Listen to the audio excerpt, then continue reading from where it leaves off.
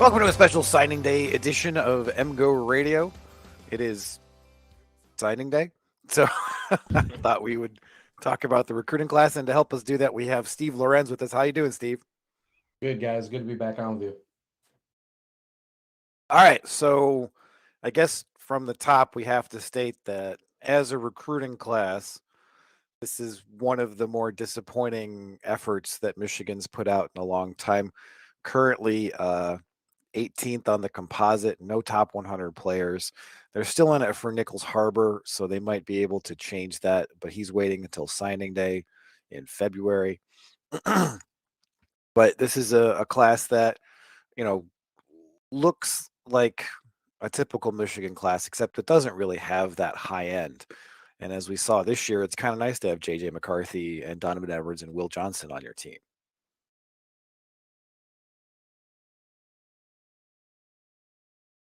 Yeah, I mean, I did a comparison between this one and previous classes because people kind of like bring up the 2018 class as like, okay, well, those guys all worked out really great. It's really not the 2018 class, but it does have like a lot more guys who seem to have like very high ceilings. I don't know. I will probably get into more of a high ed overview later. Do you want to mention our sponsors, maybe? I suppose we could mention the sponsors. Thank you to Underground Printing for making this all possible. Check them out at ugpmichiganapparel.com or check out our selection of shirts on the mgoblogstore.com. We'd also like to thank our associate sponsors: Peak Wealth Management, Homeshare Lending, Ticket IQ, Ann Arbor Elder Law, Michigan Law Grad, Human Element, the Phil Klein Insurance Group, Venue by 4M, and we are recording this on Signal Wire. All right, so not entirely sure if there is a quarterback in this class. Kendrick Bell, listed as an athlete by 247, is someone who Michigan has decided they will give a shot at quarterback. 6'3", a brother of Ronnie Bell, ranked higher than Ronnie Bell, but not that much higher. He's the 844 kid on the composite. And I think it's just difficult to recruit a quarterback in this class because of J.J. McCarthy, because we saw Dante Moore. Bo Nix stays at Oregon, and Dante Moore is like, no, I got to start it as a true freshman. And so was that ever going to happen at Michigan? No. And so you get a little bit disappointed that Moore decides to go somewhere else. But if that's what his criteria is, well, then that's what his criteria is. And I think you're seeing with Jaden Davis in 24, he's looking at JJ and thinking, well, maybe he's 3 and out and I can start as a true freshman, which I don't think Michigan wants, but that's kind of what an elite signal caller is interested in these days. It's tougher to stack them than it used to be, right? I mean, and you see it even in the portal now with guys moving all over the country if they're not maybe seeing the field as early as they want to. Yeah, no doubt Dante Moore's flip to UCLA is probably almost fully due to Bo Nix coming back, especially when we see Oregon reeling in 5-star after 5-star this morning, couple out of nowhere. So we know what's going on up in Eugene. A lot of reasons for kids to go there right now. But Michigan, yeah, the other thing too is, Michigan obviously didn't stress out too much about it, right? I mean, they didn't really even go after another guy. I mean, Moore committed to Oregon in July. Plenty of time to even take a flyer, whether Bell projects to quarterback or not. I mean, they could have even still taken a flyer on another quarterback that maybe didn't have the the high ceiling that like a Dante Moore or a Jaden Davis does in 24, but at least just a supplement. So yeah, it feels like, we've seen Michigan in the portal now a little more aggressive. I think, it's going to be much more a combination of reel in elite guys and then use the portal when necessary to potentially fill that spot. So hypothetically, let's say JJ is a 3 and out and Michigan does get Jaden Davis. Are they going to be in the portal next year if they don't have someone on their roster they're confident in for like a 1-year Rudock like stopgap?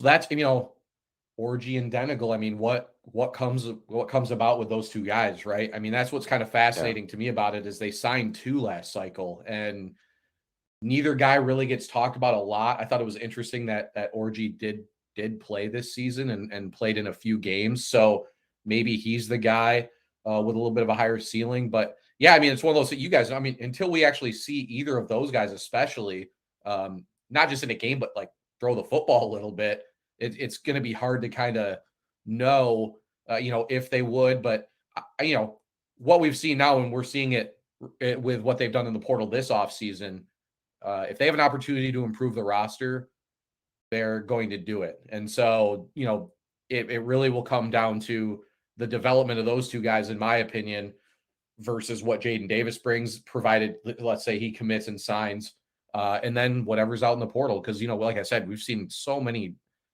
pretty darn good quarterbacks enter, and Michigan's obviously becoming a more and more appealing situation for really a guy at any position. So fascinating, though. Yeah, the 222 guys have never get talked about at all as far as the future for Michigan at quarterback. And it's like, fascinating also that they signed both, and they signed two guys, and we don't really know much about them still as actual quarterbacks. Well, let's focus back on Kendrick Bell. A very mobile guy, has a little bit of Mahomes in him. If you're watching his high school highlights, probably ranked where he is for a reason. But if you're looking at what JJ McCarthy brings his offense, just with his ability to move out of the pocket, to run the ball sometimes, and then get the ball downfield, he's similar in that regard. Now, he's not a 5-star, right? He's not going to have that ridiculous NFL arm talent that McCarthy also has. Otherwise, he would be ranked where he was. But he's got some upside. I'm interested to see, where he projects. I got to think if it's not quarterback, it'd be like a receiver or safety, maybe. Michigan didn't really take a true safety this cycle. I think they like what they had last. I think they had like 3 or 4 guys that could project there last cycle. So, a few different spots they plug him into. The athleticism, though, is obviously there. He's bigger than Ronnie was, too. I think Michigan, one of those things where I don't know if they feel like it's almost like the Glasgow situation, where I think they think they'll get way more out of Kendrick Bell than what other schools saw, just the same way that ended up happening with Ronnie. So, really for him, it all comes down to projection. I think he's got a shot at quarterback. I mean, he looks like there's some tools there that Michigan could work with. But then again, then now you're talking about 3 quarterback signees in a row that are projects, to be frank. So, he's again a ball of clay, I guess, for the staff, but a guy that, I know they're happy about him. And like I said, I think they see, Harbaugh's got that I think the family just knows, the hard work that Ronnie Bell has put in, and I think they see enough talent in his brother to roll the dice again.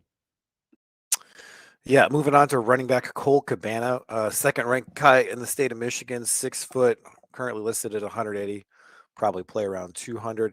Has a 10.55 verified 100-meter time.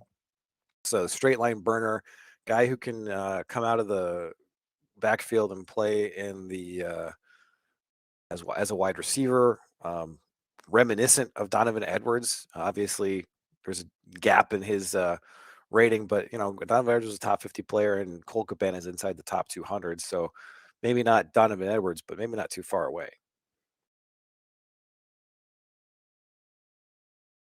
So, I don't know if you guys think he's a year 1 guy. I think it's debatable. I think he's probably got to gain a little bit more weight. I don't know if is he listed at 200 on our site even? Is he? He's listed at 180. Yeah. 180. Yeah, I think that's they're going to have to put a little bit more weight on him, but I think the Donovan Edwards comparison, big thing about Cabana too, he held this rating and ranking before a senior season that I thought looked pretty improved from his junior stuff. I mean, he was taking over games consistently this year, helped lead Dexter, I think, to their longest playoff run in school history. So,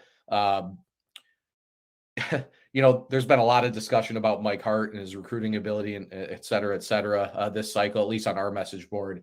And yet here's Cabana. I think we have him as a top 10 ranked. I know the composite has him at 9th. I think we're even higher on him. Alan Treves has watched him closely for a couple of years. So clear dual threat though, as far as running and receiving. I think the big question is, how effective can he be in between the tackles? Like I said, if he puts on some weight, I think he'll be fine there. But I think he's a guy, I don't know, it could be a gadget guy next year, right? If they need somebody in a pinch, it could be a guy they could use in a variety of ways. But I think the straight line speed, and I think his improved vision and cut ability I think it's totally reasonable that he's within the top 10 for sure. Just a matter of when can he make an impact for Michigan.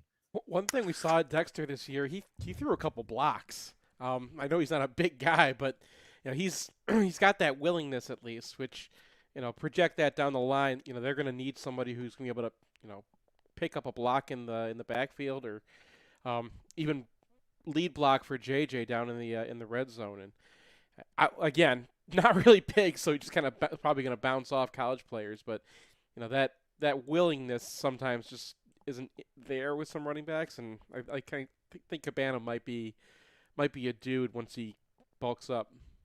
Yeah, the the one thing I wanted to say about Cabana was when he was 11, he attended a clinic at the Big House. This was in 2016, and he was the fastest youngster at the camp. And Harbaugh actually tweeted about him. So you can go way back in time and find in 2016 Harbaugh, like, the fastest kid at our camp yesterday was Cole Cabana. And then fast forward 7 years later, he's going to be on the team. So that's a pretty neat thing. And Cabana grew up an MSU fan, actually. So it was a nice recruiting job by Michigan, in part because MSU was looking elsewhere for running backs, that Michigan was able to scoop him up. The other back in the class is Benjamin Hall out of Georgia, much more of a traditional running back build, 5'10", listed at 225. Kind of a mid 3-star, number 765 on the composite.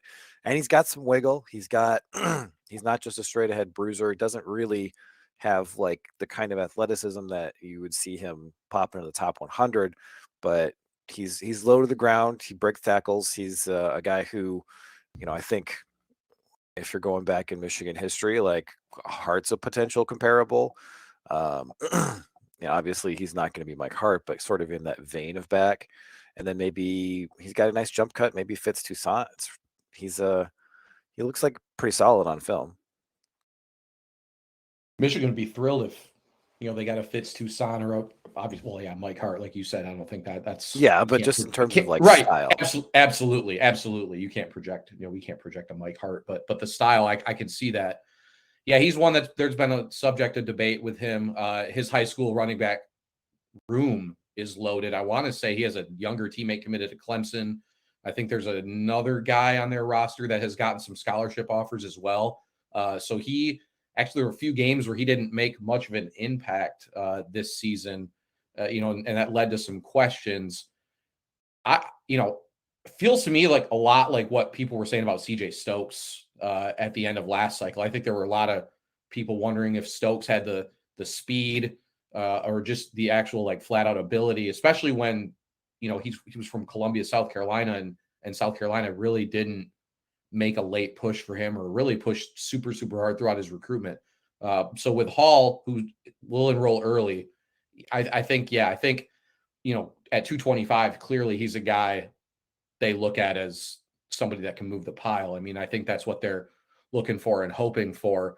But I agree. I can see him being one of those guys that's going to get you 6 or 7 consistently, right? I mean, with that jump cut ability, the ability to get through that first level, and with that size, I think is a guy, not going to be your home run hitter necessarily, but like I said, for the way Michigan's offense operates, 2nd and 4, 2nd and 3 is as important as a 20, 25 yard bomb in a lot of cases. So, good compliment. I mean, a true thunder and lightning type deal, at least with Hall and Cabana, I feel like, as far as what they kind of look like on film.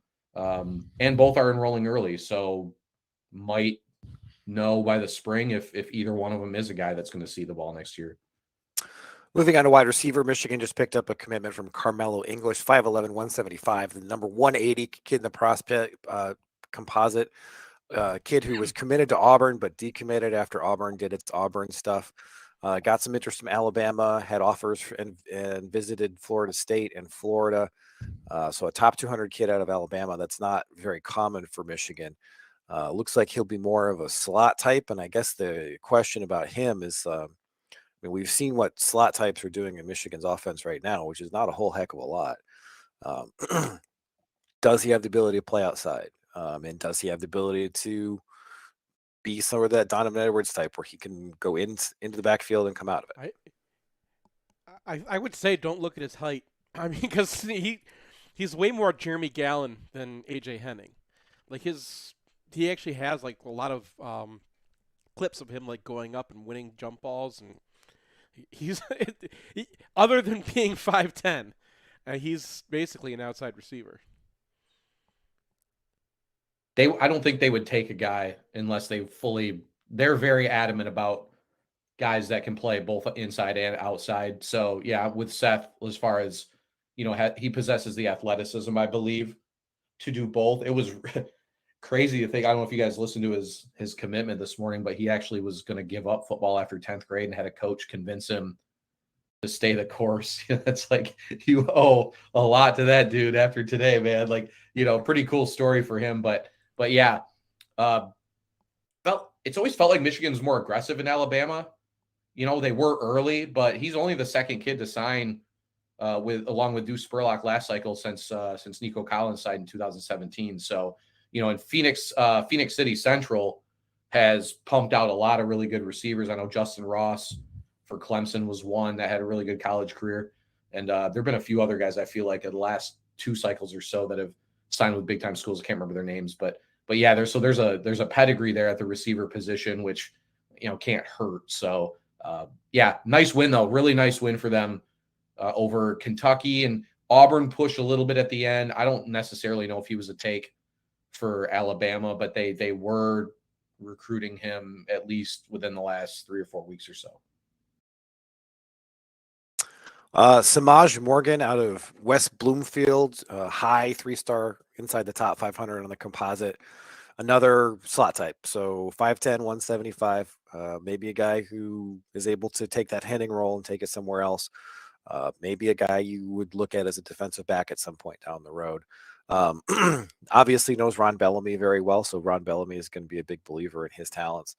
And another guy who his highlights do feature an awful lot of going downfield and making contested catches. So that seems to be a priority, no matter the size. So he's a guy that we got to see in person 2 years ago at the Ferris State. Ferris State had like a summer camp. And this was before, I don't even know if Michigan had offered at this point. But he was, and there were some other really good players at the camp too. Many Power 5 guys, and Morgan was one of the first dudes that like absolutely popped as far as the explosiveness coming out of the block, hands, which I think there were questions about AJ Henning's hands as far as receiver goes. I don't think that hands will be an issue with Morgan. He also is the guy that's the curse of being the first commit, so his ranking almost just automatically stays static when they're in that like 88 to like 90 range. I feel like guys that commit early are almost just kind of forgotten about as far as the rankings and ratings go. So yeah, no, I mean, again, a guy that they offered, he was one of the first, not just the first guy to commit, but was one of the first few receivers they offered in this class a while ago. So yeah, one of those that, like the other thing I always talk about is like his recruitment had no drama. Obviously he committed so early. That's another reason why fans and people just kind of tend to forget about some of these guys, because there was no dramatics. There was no fanfare with the commitment. He's been committed forever. But yeah, another, they're obviously trying to diversify the receiver room, right? I mean, they've been taking more bigger guys the last couple cycles. But with Morgan and even Fred Moore, who we'll talk about in a second, it's like guys that are a little different body wise to, I think, kind of diversify their portfolio, I guess, in the receiver room. His comp when he committed was Mike Samerstill, which he was still a receiver at the time. That's kind of what they meant. Sure. But, very similar kind of guy, I guess, and also there wasn't a 5-star. There wasn't like a JJ or Will Johnson to kind of hold this class together and just be banging the drum for this class. And I think Samaj and his parents definitely took on that role for this class, and they're more of a Samaj Morgan ranked class than previous ones too, and that might be part of it. But somebody had to do that, and I think that he stepped up and just carried the flag for everybody. Moving on to Fred Moore out of St. Louis, Missouri, 6 foot 175. Another guy who's ranked around 500 in the composite, so a 3-star, but a pretty high 3-star. Michigan wins against Illinois, Arkansas for him. A little bit bigger. Alan True, his evaluation is the name of the game with Moore is route running, which I always like to hear. Absolutely. So, a guy who's another inside-outside guy might be reminiscent of Ronnie Bell. So he's going to be one of my, there's like 3 or 4 guys. I mean, a lot to choose from in this class, right? With where some of these guys are ranked, but Moore to me is one of the big sleepers in this class. Like you said, the route running, another guy whose senior film, I thought, showed a lot of improvement over his junior stuff. Also just prolific. Like he produced. He had a huge senior season. And again, another guy. So Michigan put out their first wave of receiver offers. Moore was among like a group of like 4 or 5 guys. I can't remember exactly what month or what time, but he was in that second wave of offers at receiver and was a guy they immediately went all in on. And I think Illinois, Arkansas, I think even Missouri was involved there too, obviously. But yeah, to me, he's definitely to me one of the 3 or 4 like sleepers in this class. I think a guy that will outdo his ranking. And another reason why Michigan maybe didn't push as hard and again, he's only 6 foot. It's not like he's like an Andrell Anthony or an Amorian Walker or anything like that, but they didn't push for another sort of pure outside receiver in this class because I think they really think Moore has the potential to really do some great things for them. At tight end, Deacon Tonielli is out of Illinois, 6'6", 215 right now, ranked 394th in the composite. Another win over Illinois, which we had a lot of recruiting battles against this year, strangely. And you look at that 6'6", 215, you look at his highlights, and it's like, okay, it's kind of looks like Colston Loveland. He lines up outside. He plays wide receiver.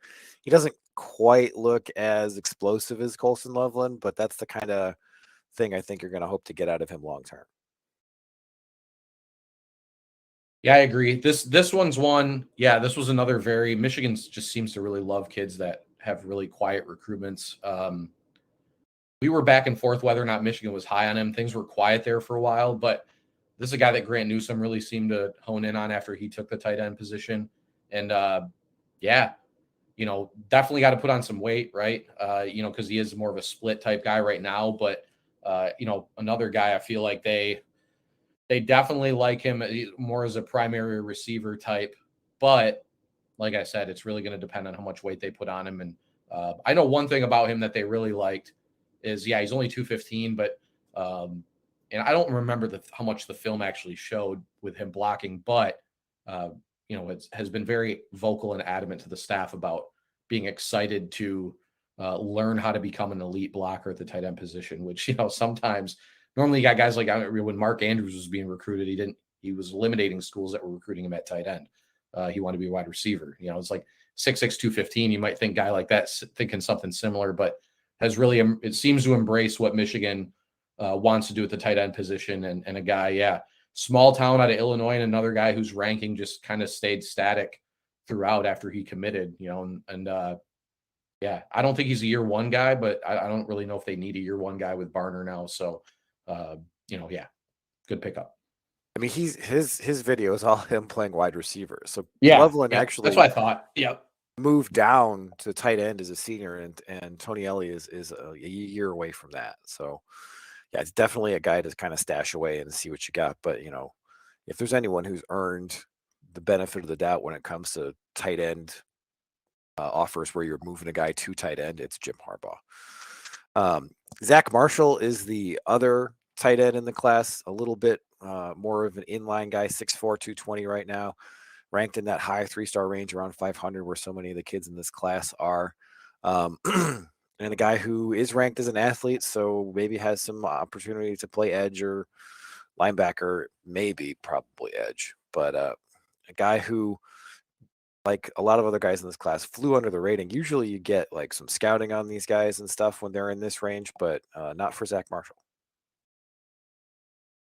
His recruitment was actually very similar to Sean McCune's. I don't know if you guys remember. Michigan was aware of Marshall for a while, and actually their strategy here was to wait until he got to campus to offer. They were going to offer him the whole time, but I think they didn't want to offer him too early because I think there was some fear that because they really, I mean, this is another Marshall's with more for me as far as offensively as the guys that I think will outplay their actual ranking, and Michigan absolutely in love with Marshall's abilities. I mean, they worked him out in person when he came up for the visit and the offer. They already liked him, like I said, at that point, but I think seeing him in person, it made them even more gung-ho about what he can do. So yeah, I think they with McCune in this one, they kind of kept it under wraps because they were a little bit of fear of like an offer might blow the kid's recruitment up. So I think they waited a little bit and wanted him to come out, offered him. And yeah, I think he was committed somewhere first too, if I remember right.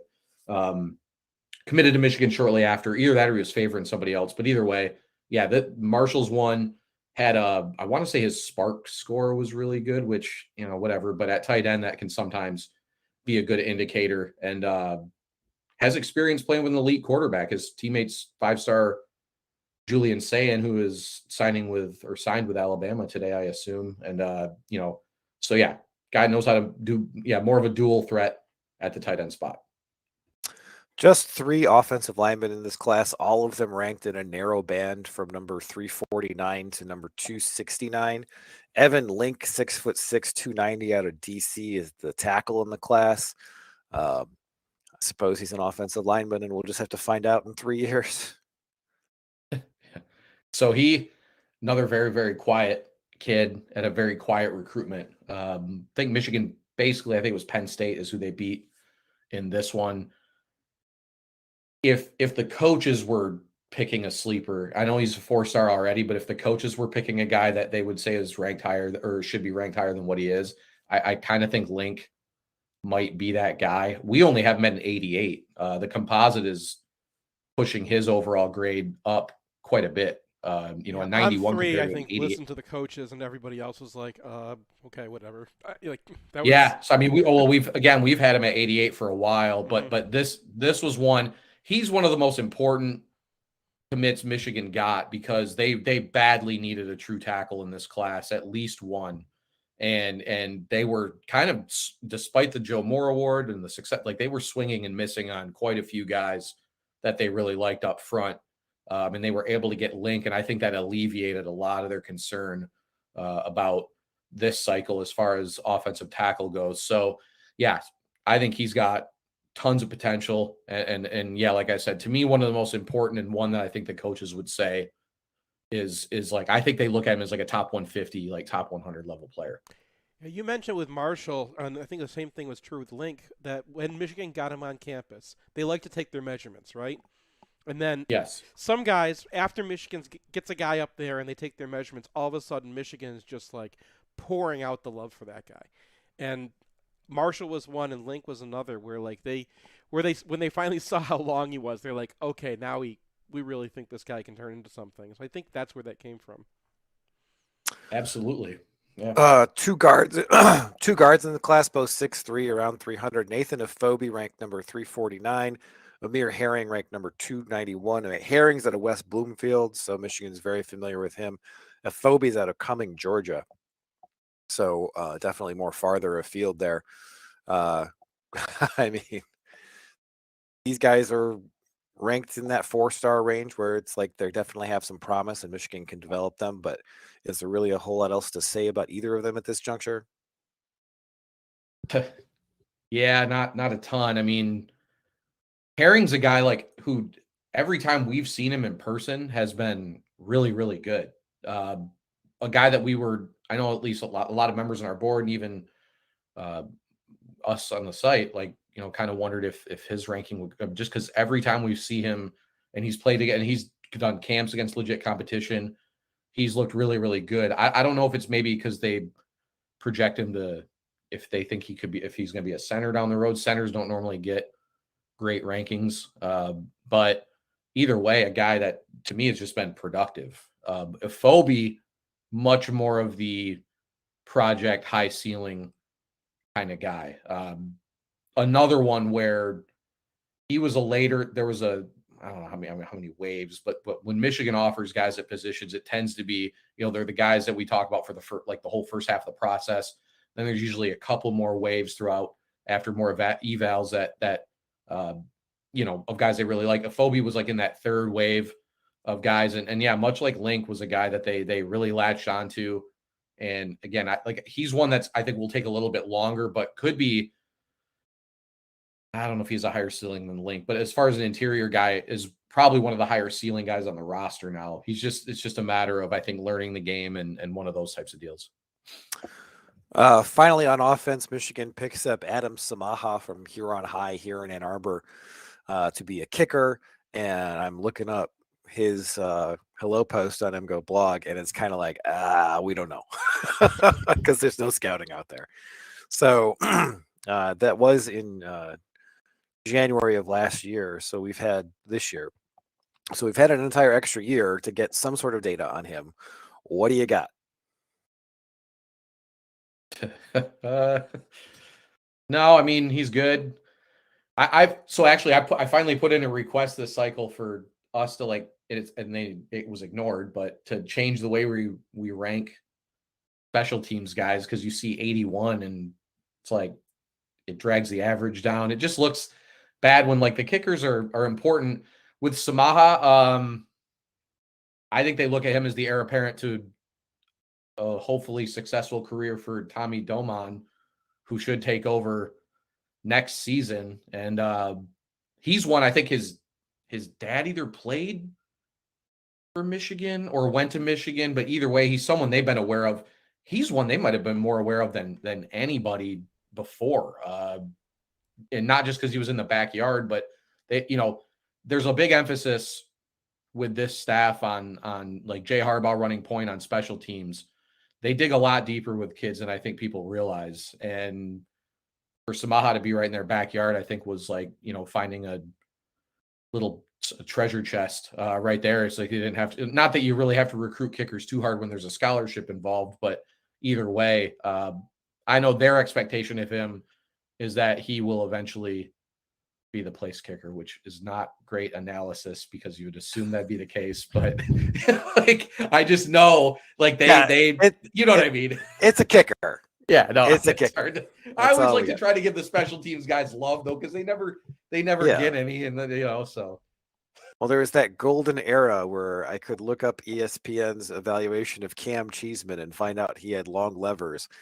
That we no longer have long snapper scouting on the internet, so it's rough out here for the analysts. All right, we're going to take a break, come back, and talk about the defensive side of the ball. Want the perfect game day outfit? Underground Printing has unique, great-fitting U of M apparel and officially licensed apparel from legendary Michigan names like Woodson, Howard, Ufer, and more. UGP also specializes in custom printed apparel and promotional items for groups, events, and businesses.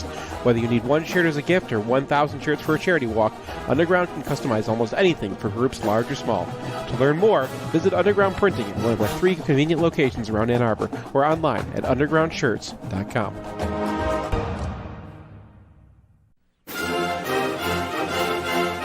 It's painless. It's online. It's group ordering made easy for your next custom printed apparel order. Pogo from Underground Printing will save you time and hassle. Whether you're selling shirts for a fundraiser, organizing a large event, trying to collect sizes and payments for a family reunion, or, ordering a whole bunch of shirts with your Kickstarter, Underground Printing is here to help. Save time and hassle every step of the way with their easy-to-use site. No more guessing what to order, chasing people down to pay, wasting time trying to sort out the order. They'll set it up, and you can just sit back and relax. They'll even take care of individual shipping. To learn more about Pogo, visit them at any of their convenient locations or at pogo.undergroundshirts.com. At Peak Wealth, we believe we can help you retire with confidence. It's Nick Hopwood, certified financial planner from Peak Wealth Management. in Plymouth. I graduated from Michigan in 2001 with an econ degree and founded Peak Wealth Management in 2014. And now we have over $240 million of assets under management. As a freshman in 97, winning the national championship in football and hockey didn't get any better than that. Both my wife and I lived in Bursley that year, and it's crazy because we never actually met while living in the same dorm. Probably because she had a car and I had to ride the bus. But we named our dog Bursley anyway, and he's on the payroll here at Peak Wealth Management. At Peak, we're fee-based. We're your fiduciary, which means everything we recommend is always in your best interest. We partner with leading institutional money managers, focus on low fees, and make sure every client has a financial plan covering retirement, college, tax, estate, insurance, and cash flow. Simply put, we are Peak Wealth Management, your comprehensive financial coach. Book your second opinion at peakwm.com/mgoblog. Peak Wealth Management. Retire with confidence. It can be a rough ride along the information superhighway. That's why we build our e-commerce websites tough enough to handle the load. With the capacity to take hundreds of simultaneous online transactions and the stability of load-balanced, co-located server architectures, a website from Human Element performs in the roughest conditions. Thousands of products? No problem. We'll throw in the tools to manage them with precision and efficiency. All with a design slick enough to make you think your girlfriend might be impressed. So load it up and hit the gas and let Human Element show you the way. Special offers available for returning lessees. Financing available with approved credit to qualified buyers. Client participation may affect savings. Optional equipment available at additional cost. See human-element.com for details. Opening a book of broken glass. Cut my finger on a slender shard. And if only blood had come. Welcome back to a special signing day edition of MGoRadio. We still have Steve Lorenz with us to talk about the defense. And we'll start off with Roderick Pierce, defensive tackle out of Oak Lawn, Illinois, former Wisconsin commit. Again, ranked around 500th in the composite, high 3-star. And a guy who, like, sometimes you get a quote and you're like, I think this guy might make it. This is his head coach. Culturally, he was like, how do I watch film properly? He concentrated on technique and run fits. He would always go to camps and learn pass rush stuff, so he had done a lot of that. But as far as being a run defender, he was absolutely amazing. He single-handedly changed our defense for the better and kept us in games we wouldn't have been in without him. So that seems like a fit. And you tell me a Wisconsin defensive lineman shakes free because of their chaos and Michigan hops on him, I think that's a pretty good prospect.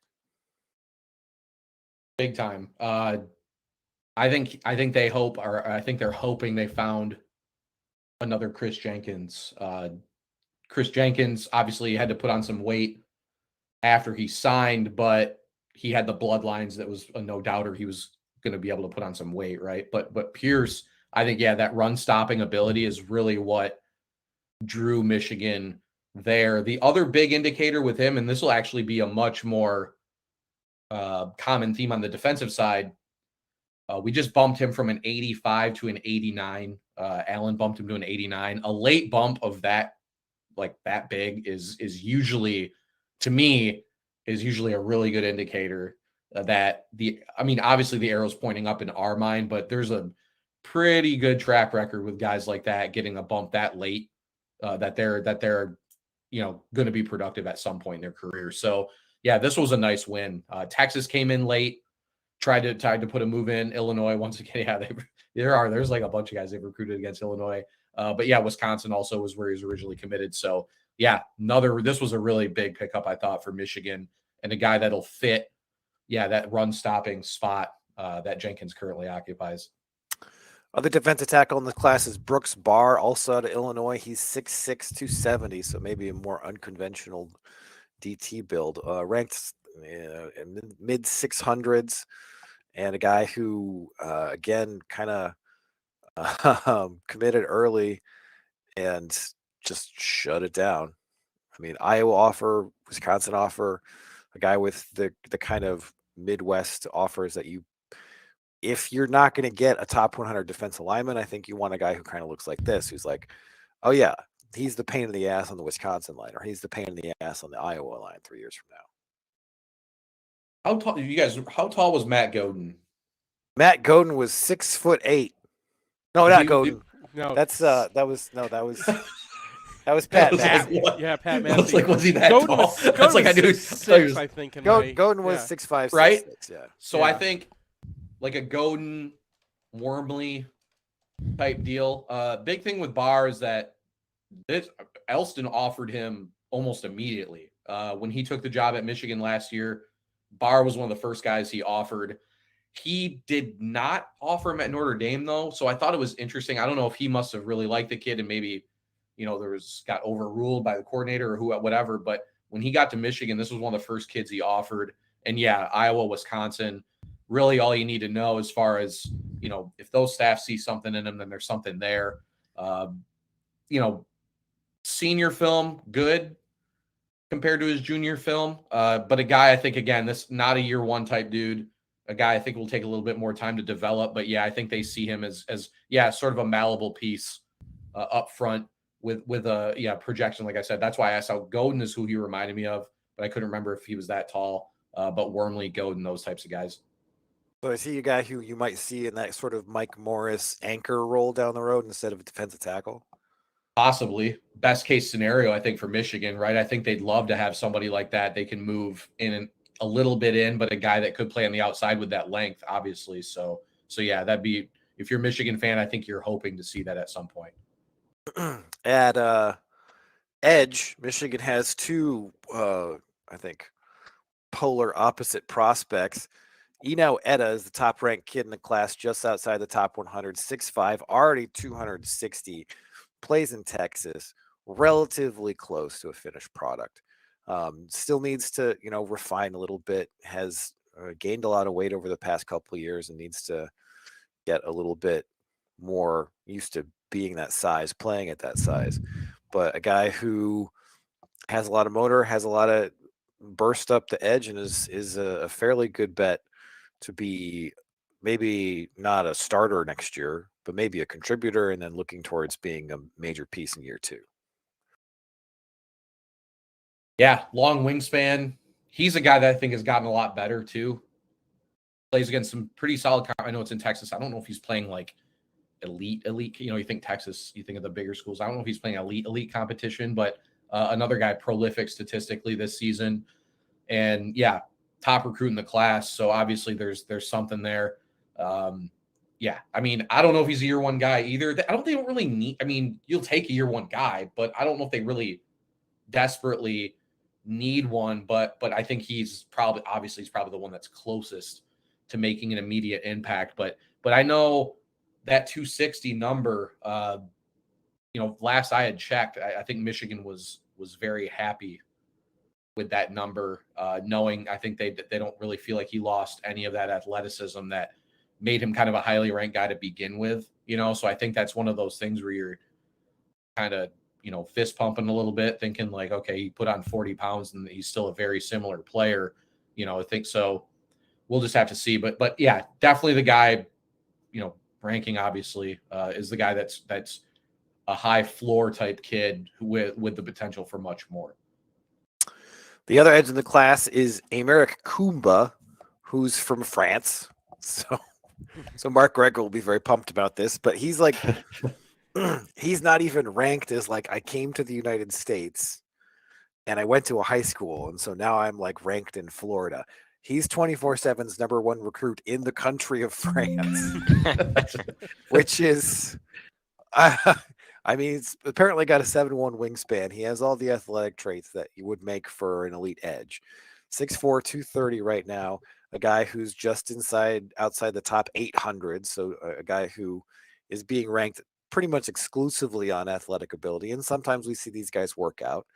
Halti Froholt was a very good offensive lineman for Arkansas, but Julius Welshoff has not done a whole lot at Michigan. So it's just a lottery ticket with a lot of upside, but absolutely no floor at all. It goes right into the basement. So we actually, when he it is still there. It didn't change on his, it says France, as far as where he's from. Cause they don't rank guys. We don't normally rank guys from France. So it says France, Fran, for where he's from. Right. Another guy that Mike Elston saw live and pretty much offered on the spot, and I'd say he's just a slightly more refined, like, Welshoff had all the athletic ability, right? But it never really has come to fruition as far as, playing up front. I think they feel like he's a little bit more polished. I know two things with this one. I know Vanderbilt offered not too long before Michigan offered. Barton Simmons used to be our national sort of the director of scouting for 247 is at Vandy now. I know Vanderbilt felt really, really good about his potential. And I know Vanderbilt maybe has to take a few more chances than a school like Michigan does, but still, a guy that they really liked when they saw him in person. And then also Cooper Patagna, our one of our scouting directors now, did take the trip overseas to see all of Brandon Collier's PPI guys. Brandon Collier, kind of a liaison for a lot of international recruits. And Kumba, he came out thinking Kumba was one of the two top guys that he saw on that trip, along with kid out of Germany, a 24 linebacker. I think he committed to Maryland. But either way, we gave him an 88, which is, pretty solid for a guy that, hasn't really is playing in France, so, but I actually think my personal thought is I think Kumba's going to be a popular sleeper pick for a lot of people. I think I can't remember, his wingspan might even be longer than Etta's actually. And so Collier actually tweeted out today some of his personal stats: 6'5", 250, 7'1" wingspan, 4'7", 40, shuttle that's just above 4.0, 6.883 cone, 10.5 broad jump. Those are apparently very impressive. Yeah, I don't know. I know the 7-foot wingspan is pretty legit, but yeah, I mean, I think he's going to be a popular pick for sleeper, but again, definitely not a year one guy, right? He's my pick. He's my pick for the guy who shows up 42nd on Bruce Feldman's freaks list this year. Sure. Yeah. Takes over Welshoff's spot. Yeah. It's like the bonus one that we get because we give Feldman all the access he could possibly want for that piece. Absolutely. So but you could very well be right though. I mean, I could see it because I think again that athleticism and just that frame is what drew Michigan to him in the first place. So definitely will be a sleeper pick from somebody. But it won't be a guy that we'll see for a couple of years for sure. All right, moving on to linebacker Samaj Bridgman out of Imhotep Institute in Philly. Come into play inside linebacker, 6'2", 230, ranked exactly 300th in the country. Two-way athlete in high school, a guy who had a quote-unquote Alabama offer, probably a legit Florida State offer, visited Rutgers, but he's also a big target of Penn State, so a pretty good heist out of Pennsylvania. So of maybe any guy in the class will be one of the more interesting ones for me because I think so Michigan had offered him. They didn't really recruit him too hard coming out of the gate. I think he released a top group that didn't include Michigan. George Hilo went and saw him during, I think it was spring eval, went and saw him in person, and then Michigan amped up the heat considerably after that. And I think they were another guy they got to see in person that they were super, super impressed with. This will be a good eval test, in my opinion, for Hilo in the linebacker position because like you said, Brian, the quote unquote Alabama offer. I mean, Alabama, I don't think was really recruiting him that hard. I don't even know if Penn State was going that hard on him. Honestly, they were for a while, but I'm not sure if it finished that way. But the size looks legit. I don't know if you guys saw the picture of his in-home visit. I mean, he's taller than Harbaugh was. He looked like a big dude, and looks. And the other thing Michigan was really impressed with was how quickly he moved at that size. So could definitely be a guy that ends up being a stud for them. It's just, I think they would be going against the evals of a few other programs for that to happen, which, I mean, if we're being honest, Michigan has done a good job in those situations in the past. So, he'll be one of the better litmus tests for that theory, in this cycle. It's weird that the sites agree with Harbaugh on this one because they're all like 4-star, 4-star, 4-star, and then the Right. yeah, Right. yeah. Other definite inside linebacker in the class is Hayden Moore, a recent flip from Nebraska, ranked in, we'll call it Michigan State territory at 111, not 111, 1,119 in the class, but had an absolutely ridiculous number of tackles, something like 170 last year. And say what you want about Nebraska, but if Ernest Hausman's any indication, they can ID some Nebraska from linebacker talent. Yeah, and so this was one I think, Michigan was as excited about this flip as they were a lot of the guys in this class, because before he committed to Nebraska, Michigan had offered, there was a group of schools that offered him in a very short amount of time, and Michigan worked super, super hard to get him to campus and just couldn't quite seal the deal. And then he committed to Nebraska before ever having come to Michigan. Scott Frost stuff happens. Matt Rule comes in. They make more a priority, try to hang on to him. Michigan tried getting him on campus for like 6 months. Well, then they get him up 2 weekends in a row. He visited unofficially, not this past weekend, the weekend before, visited officially over this last weekend, and were able to seal the deal. So, yeah, between the Hausman edition and then you get more, and like we mentioned, Bridgman especially, Michigan's linebacker room feels a little bit better than it did a couple weeks ago for the next couple seasons. So, prolific player. Michigan loves the dual sport guys. Moore had legitimate baseball offers. He's a legit dual sport athlete. So I think Michigan getting a guy that, another one, if they were ranking guys, I think they'd feel like he should be higher than what he is. You look at some of the cities these guys are playing in. Aurora, Colorado, probably not super heavily scouted by our 247 Sports guys. So, I don't know if our Blair Angulo, I think our West Coast guy, how many times he's even seen Hayden Moore in person. But, another one, though, that Michigan, the minute things went south with Scott Frost, Michigan was all over it.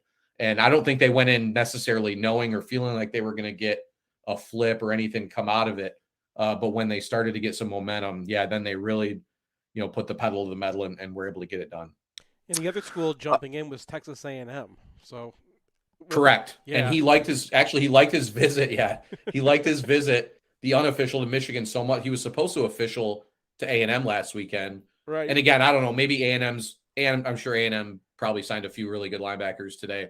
But he canceled that visit instead to go to Michigan. And that's, like I said, that's when we knew it was like, you're coming up 2 weekends in a row, probably a good chance for the flip. So, yeah, and A&M needs to sign a lot of linebackers because they're going to have 25 guys in the portal next year too. Yep. All right, Jason Hewlett is one of the more interesting guys, just in terms of like what he's going to do. He's 6'4", 220 pounds. He's played everywhere in high school. And you see you're 6'2", 6'4", 220, and you're like, okay, Josh Uche, edge type. But he's told your guys at 24/7 that Michigan wants him to play sort of a Viper position, like a safety linebacker, hybrid space backer kind of thing, which if he can do at 6'4", it seems like a pretty good deal. I think Hewlett's the other guy that's going to be a popular sleeper pick because of that athleticism. Also a guy missed, I don't know if it was all, but almost all of his junior season with a broken leg too. Junior season, always when kids blow up, his recruitment could have been totally different if he had a completely healthy junior season. But to be honest, I'm surprised there weren't more schools that got involved with him. And I think maybe if you guys agree, big picture wise, I think these, and because we've talked about a couple of them, like these high ceiling Ohio guys could really end up dictating how we look back on this class someday, because Calhoun's a pretty high floor guy, but the other three are guys that are major high ceiling, like guys that could turn out to be really good players, So I think Michigan, these are the types of guys they've developed in the past, and to me, Hewlett, I don't know, it's tough because Waller's got a lot of ability too, but Hewlett's a guy. Yeah, I mean, that's where I would put him. Brian, I think he could play wide. They've talked about, you can see there's a lot of wide receiver film out there on him. The guy's got tons and tons of ability. But yeah, I think he actually might be end up being the most popular sleeper pick though, based on where he's rated and ranked, and a guy that will be very fascinating to see not only when he makes an impact but where he makes it at. Yeah, so his high school film up on Huddle is a complete mishmash of him doing everything. It's crazy, yeah. So yeah, he's the very definition of someone who gets ranked as an athlete. The other guy sort of in this bin is Breon Ishmael, also out of Cincinnati, also a guy that Michigan flipped from Cincinnati, I believe. Ranked in the 1100s too, 6'4", 220. A guy who played a lot of wide receiver, linebacker, edge. He could play that Uche role. He could be a hybrid guy. He could be an offensive player. No one really knows where to project him, and that sometimes that holds a guy's ranking back. So Michigan actually, when they tweeted out his letter of intent today, said this athletic edge is now a Wolverine. So I think we at least know where they want to start him, or at least that where their mind is with him. That's where I think he has the best chance. Cincinnati, not a bad program, honestly, under Fickle, not a bad program to pluck a couple of guys too, because they've produced some really good defensive players over the last few years. I think Ishmael is an edge eventually. And another guy, super long, athletic.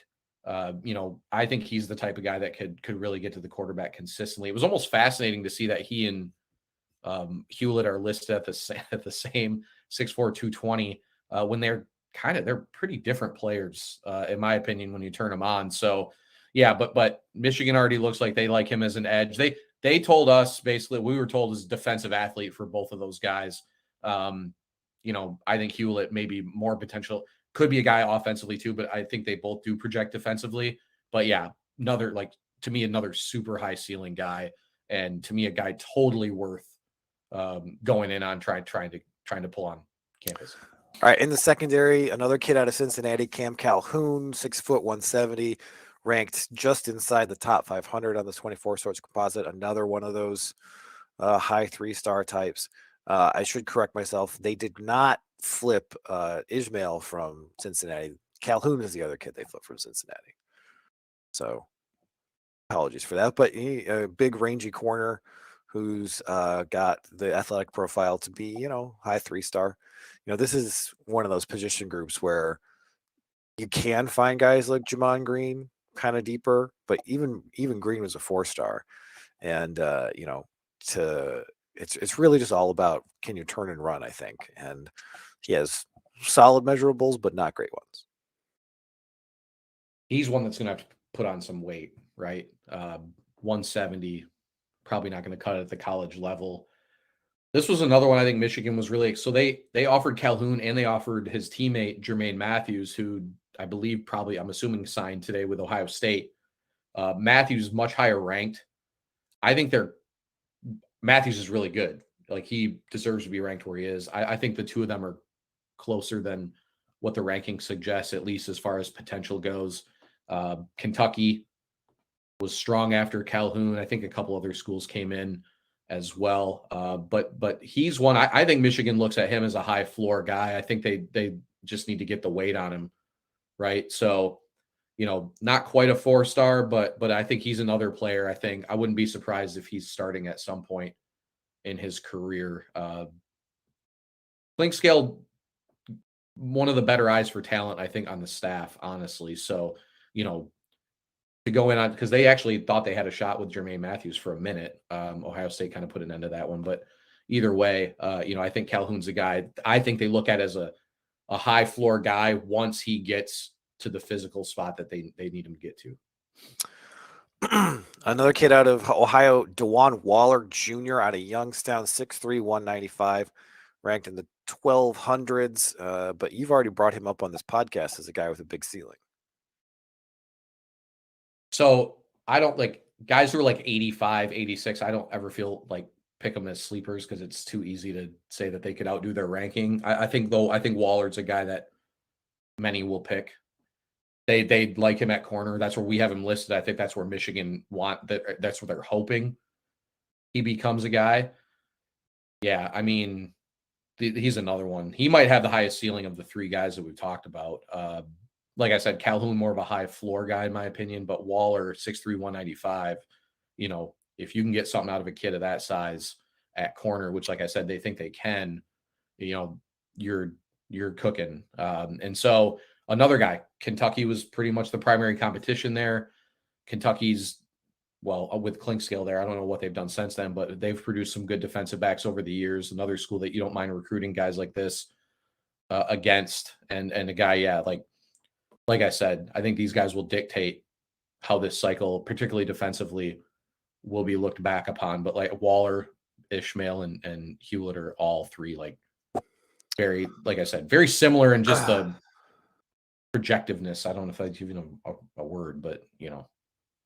And Jyaire Hill is not, as of this moment, committed to Michigan. His crystal ball is 100% in favor of Michigan, despite some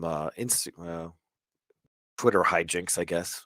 And so we're just going to talk about him in the eventuality he does end up in the class. 6'1", 170, ranked just inside the top 200.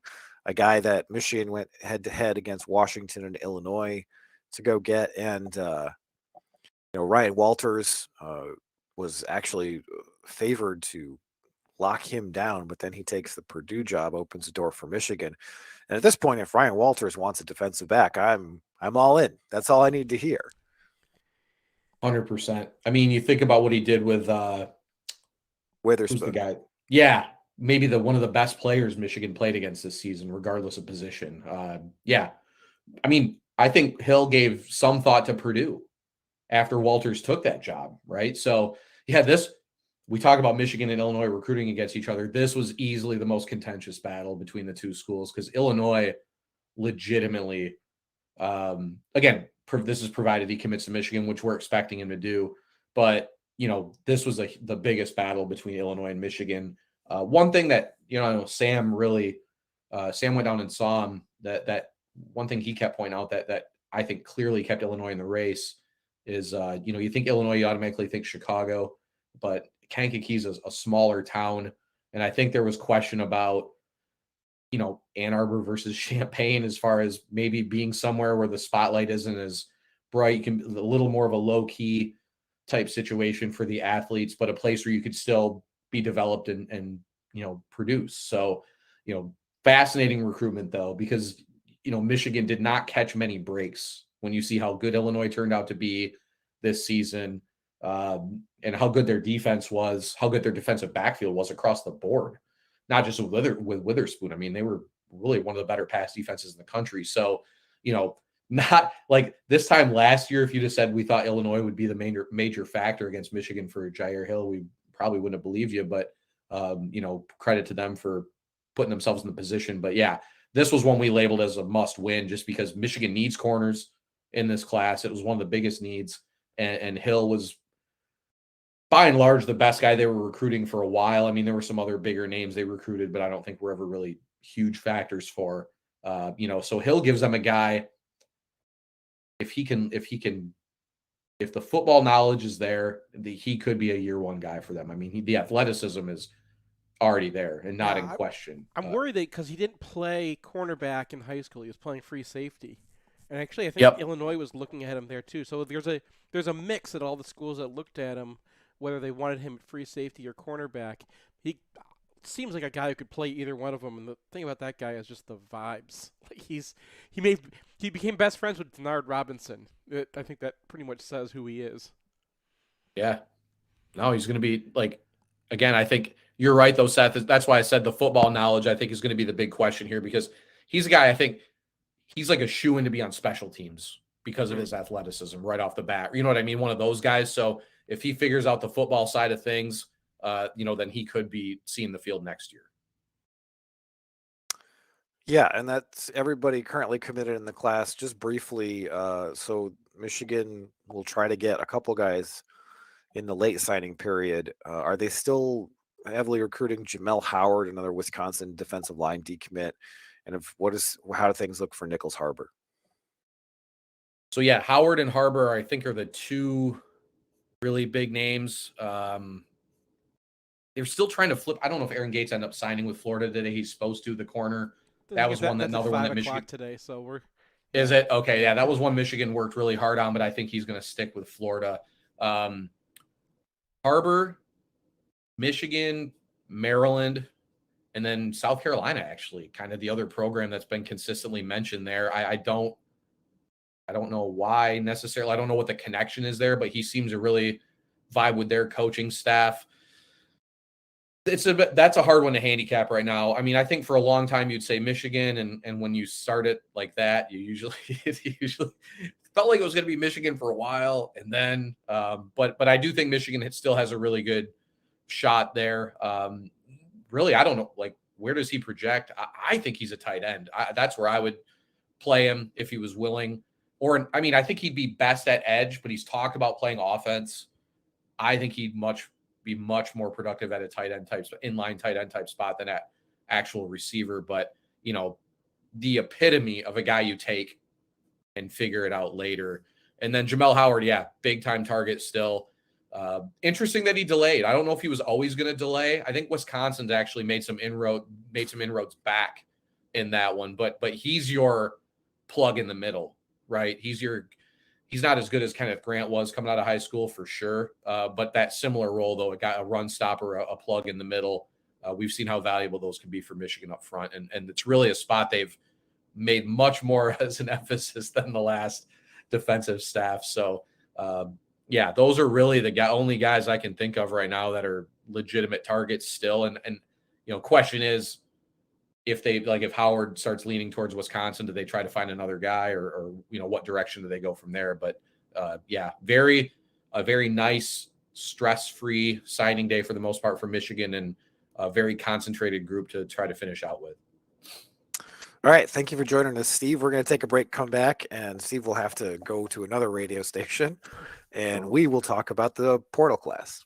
Hey, it's Nick Hopwood, founder and president at Peak Wealth Management. We have a lot in common. We both went to Michigan. We're both huge fans, but I'm concerned about how much time you're spending on Michigan football recruiting. This could be time spent with me poring over your cash flow and Roth conversion strategy. How are these Roth conversions going to get done with you spending all your time and energy on MGoBlog looking at the next 5-star recruits? Hey, all kidding aside, if you're addicted to MGoBlog and you want to outsource some of your financial planning to an expert, consider us. peakwm.com/MGoBlog. At Peak, we work with people in a variety of situations. Some of our clients are young professionals looking to optimize their savings and investments. For young people, time is the key. Some of our clients are super affluent trying to figure out when they can retire. Some are high net worth retirees looking for a second opinion on how their money's working for them. Get your second opinion at peakwm.com/MGoBlog. Peak Wealth Management. Retire with confidence. The only thing we can be sure of about the future is that it will be absolutely fantastic. I'm thinking of the incredible breakthrough made possible by developments in communications. Arthur C. Clarke's 1964 vision is now reality with SignalWire, a cloud platform that enables developers to build the applications that will reshape the future of communications. These things will make possible a world in which we can be in instant contact with each other wherever we may be. You can add cutting-edge, real-time video and audio to any product, website, or application with APIs and SDKs for developers of all skill sets. SignalWire is optimized for high-quality and low-latency communication functionality for video, voice, and text messaging capabilities. Almost any skill could be made independent of distance. Men will no longer commute. They will communicate. See for yourself at signalwire.com. Use code 2021 and receive $25 in developer credit. Go to signalwire.com. SignalWire Communications OGs, original geeks of programmable communication. It's painless. It's online. It's group ordering made easy for your next custom printed apparel order. Pogo from Underground Printing will save you time and hassle, whether you're selling shirts for a fundraiser, organizing a large event, or trying to collect sizes and payment for a family reunion. UGP is here to help. Save time and hassle every step of the way with our easy-to-use site. No more guessing what to order, chasing down people to pay, or wasting time trying to sort out the order. We'll set it up and you can just sit back and relax. We can even take care of individual shipping. To learn more about Pogo, visit us at any of our convenient locations or at pogo.undergroundshirts.com. In southeastern Michigan, the yearly cost for a nursing home averages approximately $100,000. It doesn't have to, though. Reed McCarthy founded Ann Arbor Elder Law after handling a tricky situation for his own family. Years of experience later, his boutique firm works with clients across southeast Michigan, dealing with Medicaid planning, long-term care, and tax, disability, and family law, not to mention family dynamics. If you have a family member who may need that level of care, Or if you're ready to start your own estate plan, Reed can give you a plan for the future. Visit AnnArborElderLaw.com or call 734-945-9693. That's 734-945-9693.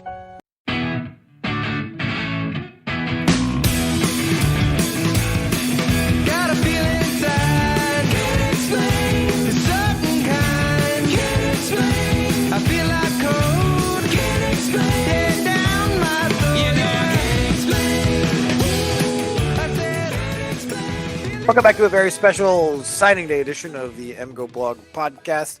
I'm joined by Seth Fisher and Alex Drain. Maybe this segment they will get to talk. How you doing, guys? I mean, it's hard. It's hard when you got Steve, like, to be like, "Hey, here's my thoughts on recruiting." All right, but before we get to that, we need an update on the situation for Fiesta Bowl tickets through Ticket IQ, Seth. Yes. So, I've been going on their site checking the both the playoff games. I was going to talk about a championship ticket, but then I saw this one pop up. Section 452, row 6 is popped under $400. So there were a lot of seats that are available because they got bought out by brokers beforehand, and they're going to want to make their money back, but they were trying to keep it high for a while. Once they break that $400 line, you're going to see them coming down. This one intrigued me because it's not in the middle, but it's pretty close, and it's only row 6 up near the top. So that's the kind of thing you should be looking for. The trick is if you go on the left side, sort by best deal, and you can find a lot of those. And the price that it says on there is the price you pay. Right. So, in addition to Michigan's recruiting class, we now have to actually talk about a portal class, which I think is extremely different from anything that's ever happened in Michigan history. So last year they get Olu Oluwatimi as a transfer. They get not Zach Gentry, Andrew Gentry, Andrew Gentry, but that's more of a recruiting thing because he hadn't actually enrolled at school. And they also pick up Cam Good, a depth DT. So you can be like, got this guy or that guy. Michigan currently has 7 commits out of the transfer portal. And when all is said and done, they'll probably have at least 8 because I assume that they're going to add a cornerback. So this is a brand new world. And a lot of people are wondering if this actually signals sort of a shift in what Michigan is able to do in the portal for undergrads, which has been sort of a long time bugaboo. And I know that you put up a post that was kind of like, I don't really know about that. Yeah, well, I mean, there's 2 things that happened. One, the pool in general is bigger. There are just way more players in the portal. So if Michigan has certain guys, and this is what they've always done, there are certain guys that they will jump on if they're there, right? If there's an Olu, they're going to go. If there's a guy that they recruited before in a position that they need, like Josiah Stewart or whatever, like they're going to jump on that. And it's just because the total number of people in the portal have gone up. There are more guys who fit that kind of narrow band of what Michigan's specifically looking for. And at the same time, there was just a lot of here. Like the 2 of those guys played for Stanford. Shaw retired, and Michigan exists. Like that's and they're offensive linemen. So if Michigan was willing to take them, that it makes sense for those guys to like look at Michigan first because Oluwatimi's leaving. You're the best center in the Pac-12. Why would you? Well, so just in terms of admissions, like they've been able to take guys early in their college careers because it's not like you always catch up even if you've been to school for 1 semester, and Ernest Hausman was only at Nebraska for 1 semester. Right. And Stanford guys, whatever, Barner and Tuttle, I believe, are both grad transfers. Ladarius Henderson's a grad transfer. The one that does kind of stand out is Josiah Stewart. Yeah. Who's had 2 years at Coastal Carolina. Well, 3 semesters. So it's really kind of a curve. Like when you look at your just imagine your collegiate career, right? You start taking a whole bunch of introductory courses. Introductory courses are much more likely to transfer over. You have to find a 1-for-1. And the other thing is you have to have at least, I think, 50% of or like at least 60 credits at Michigan. It's a little more convoluted than that, and it depends on the school, but that's the general gist. So even if it's your sophomore year, if you're transferring right after your 3rd semester at a school, that's a lot easier than maybe the 4th semester when you start to take a couple 300-level courses, or 5th semester, it's almost impossible. Okay. So that out of the way, Michigan is clearly able to do some things in the portal. And We'll talk about each guy in some detail. Quarterback Jack Tuttle. He'll be Alan Bowman. I think that's probably all the detail we need for that one. I thought we were going to go in great detail on Jack Tuttle.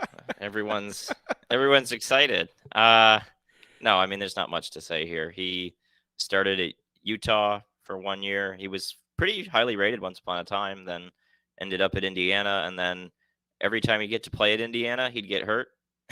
And that's just kind of the story of his career. He'd come in for someone who gets hurt, and then he'd get hurt. Do you know why he was highly rated?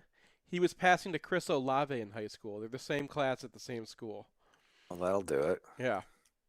So the one thing that I have seen from some discontent Indiana bloggers is they're talking about how everybody in the locker room loved Jack Tuttle and loved AJ Barner. I mean, and that's pretty obvious in Barner's case because he was a captain this year and he still has 2 years of eligibility remaining. But Tuttle is, not a guy who you would think would come up a whole lot in discussions about locker room dudes, but he does. So if he's just going to be a really good dude who's building a Rolodex so he can go into coaching, that's great. And it's good to have another veteran quarterback around to guide JJ McCarthy. But I don't think we're going to see him on the field unless things get very dire. We hope not to see him. I mean, it's just they needed a body, right? Like they lose Cade and they lose Bowman off the depth chart. You're only bringing in maybe Kendrick Bell. You needed a body. That's kind of it. Yeah. The other Indiana transfer will be much more prominent. Tight end AJ Barner coming off a 28 catch season. He was an Indiana captain. We do the thing where we look for all the Pro Football Focus stuff, and he's he's a middling Big Ten tight end. Has 2 years left if he takes his COVID year, so that's interesting. And he'll slot into what was going to be the Eric All slot, where he'll be TA2 behind Colston Loveland. He's more of an inline guy, which Michigan needs, a guy who's going to be able to, dig out some defensive ends and then go downfield as sort of a sidelight to what he does. But, given Michigan's offensive approach, even though you're bringing back Loveland and Max Bredesen and you have Hibner, who might break through next year, you just need a fourth guy. And they didn't really have an option there. So Barner comes in and he'll probably be the number 2 guy. Yeah, and he's got a contested catch against Ohio State on his highlight reel, which is always you like to see. The thing is, he ends up in a Walt Bell offense last year, so they're putting him out wide all the time. He's spending most of his time in the slot blocking for these ridiculous screens that they throw. And one thing they like to do is just start moving him across. And it's funny. It's hard to get into a guy's head, but you can see him relishing the opportunities to finally get back in the box whenever they actually put him in motion, bring him back in again, because he's just it's boring out there, right? Like the whole Walt Bell offense doesn't really want to use tight ends. So I think that he's gonna have he's gonna have fun coming back to Michigan, and like you said, he was a captain his 3rd year in the program. So sorry to Indiana, because I'm sure they love the guy, and he's been starting for 2 years and kind of got in the field his freshman year, and actually did a little bit of damage against Michigan a couple years ago. I know no one remembers that game, but that night game against Indiana in the cold, Tuttle was Barner was the only thing they really had going for them. I mean, you scouted him, Alex. So what did you think about AJ Barner when you're going over Indiana tape? I mean, the big thing was what Seth is describing. They just didn't use tight ends. That's just not a part of their offense. I mean, they threw the fades to Cam Camper this season, which we saw against Indiana. And then I think their number 2 and number 3 receivers by catches, or maybe 3 and 4, were both their running backs, Sean Shivers and Henderson, the other guy. So it's just not an offense that was really conducive to what a tight end can be, but he seemed solid enough. I mean, he was just a guy that on the depth chart, it was kind of he's there. And then now he's going to go to an offense where he's going to be featured and where they have more of a track record. So I would assume Michigan can get, quite a bit more out of him just because it's going to be a better setup. Yeah, he was 6th in catches on their team. Yeah, he didn't come off the field except for he couldn't play in the Michigan game this year. But otherwise, they did not like their other tight ends, and pretty much left him on the field all the time, but they left him spread all the way out to the other side, then decided to start throwing screens to whatever. So it's hard to really get a gauge of what he is based off of, looking at a tight end and a Walt Bell offense. But I mean, if you're looking at terms of opportunities to catch passes, he'll probably have about the same at Michigan. Mm-hmm. Because while he'll be on the field more often and there won't be so many wide receiver screens, Michigan's probably not going to throw nearly as much as Indiana did. So if he picks up 20, 25 catches next year, I think that's a pretty good benchmark for him. I do think it's interesting that they had a couple of other tight ends that they were looking at, but as soon as it looked like they were going to get Bahr, they were just like, okay, we'll get him and we're done. So that's a pretty encouraging just sort of vibe from the coaching staff. It seems like they appreciated him. Yeah. The offensive line guys, there's 3 in this class. 2 of them have extensive starting experience and have graded out very well. Ladarius Henderson out of Arizona State has played mostly guard for them, and is a guy who some NFL draft projections have in the first round. So he's a guy who's very physical, looks like he fits right in on Michigan's line. And the 2 questions for Ladarius Henderson are, can he play tackle? And does Zach Sinter go to the pros? So, because if Zach Sinter's out the door, then I think you just plug Henderson in at right guard and pretend that nothing else happened. If Sinter comes back, then you're trying to fit this guy on the field, maybe at right tackle. Or left tackle. Left tackle is what maybe they're talking about, yeah. I mean, he seems like a guy who, like, once he gets the NFL, yeah, he's going to be in the interior OL. Mm-hmm. But there are a lot of college teams who play guys who are NFL offensive guards at tackle because they're still really good offensive linemen. And I saw a lot of people associated with Arizona State absolutely shocked that he decided to go to college because he had major NFL draft prospects. So that's a major pickup. Yeah. I mean, yeah, the Zinter thing, I think, just to toss in that the fact they've gotten 3 offensive linemen, I think maybe hints a little bit which way that one is trending, and maybe not in Michigan's favor, but we'll see. I mean, Henderson, it's just kind of a question of where he's going to play, especially now after you pick up Miles Hinton, who will also compete in the tackle role. And there's a lot of moving pieces right now on this line, and that's the advantage of having a guy like Henderson, where he could potentially play at both positions. So you're kind of insulated from NFL draft and other things, and you can plug in different guys. And I was trying to concoct a depth chart for next year, and it's just kind of hard right now. Because I got mad at you when you did that because you put you didn't even put the current starter. You didn't even put Barnhart at right tackle. I'm like, no, we're gonna get emails.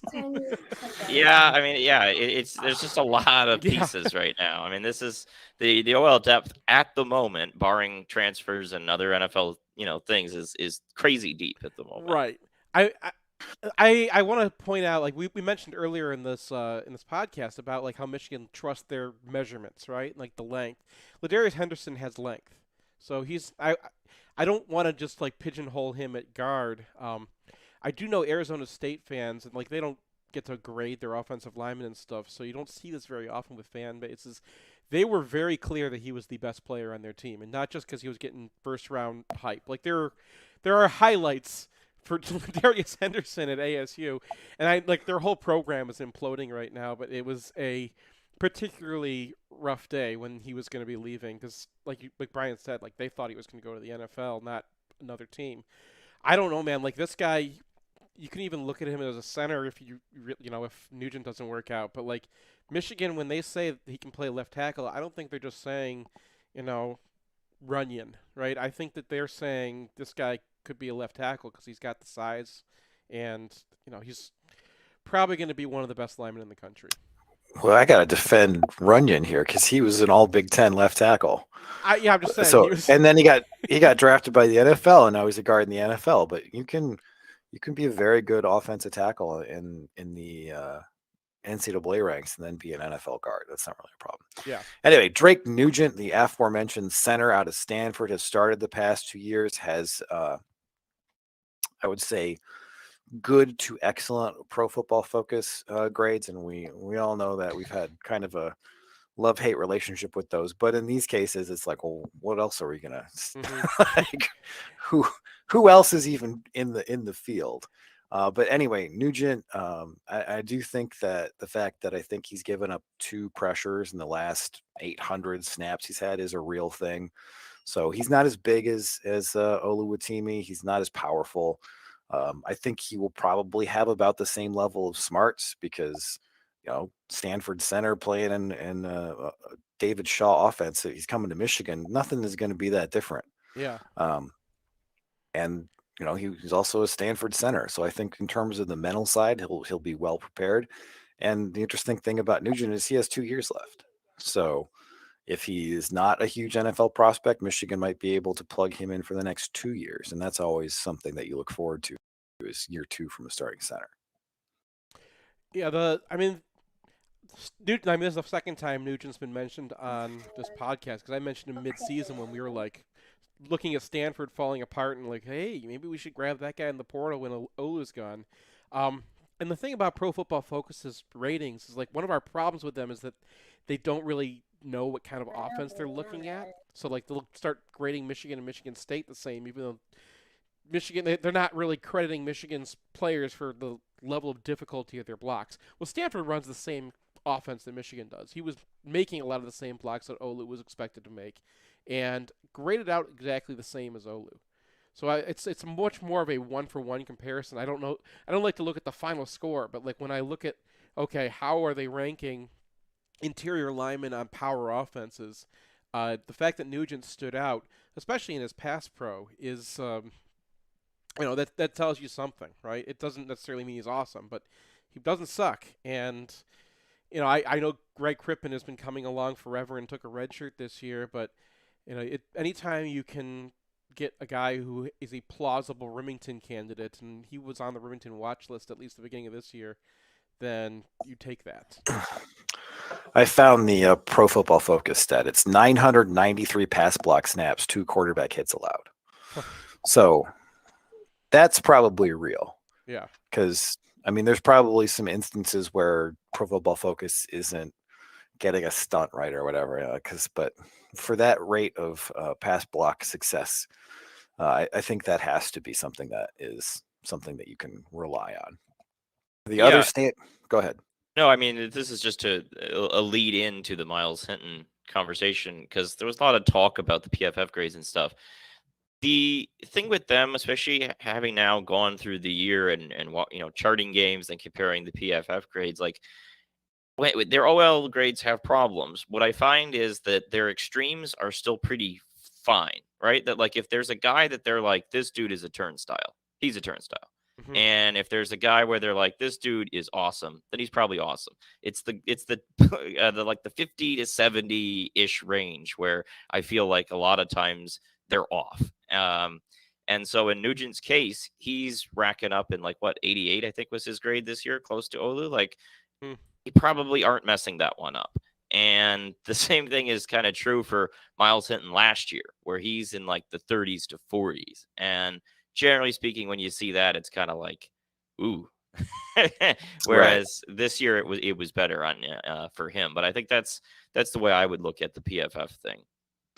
Yeah, so he had the 8th highest grade of all centers and was the 4th highest in run blocking. So for whatever that's worth, and I think that's a hard situation to really grade out well in, It's not that hard for me to give Zinter a half point when he and Olu are blowing a guy off the ball. Mm-hmm. Because those are 2 very good guys working in tandem. The guys next to Drake Nugent, not very good. So to be able to grade out like that in that kind of scenario, I think is good.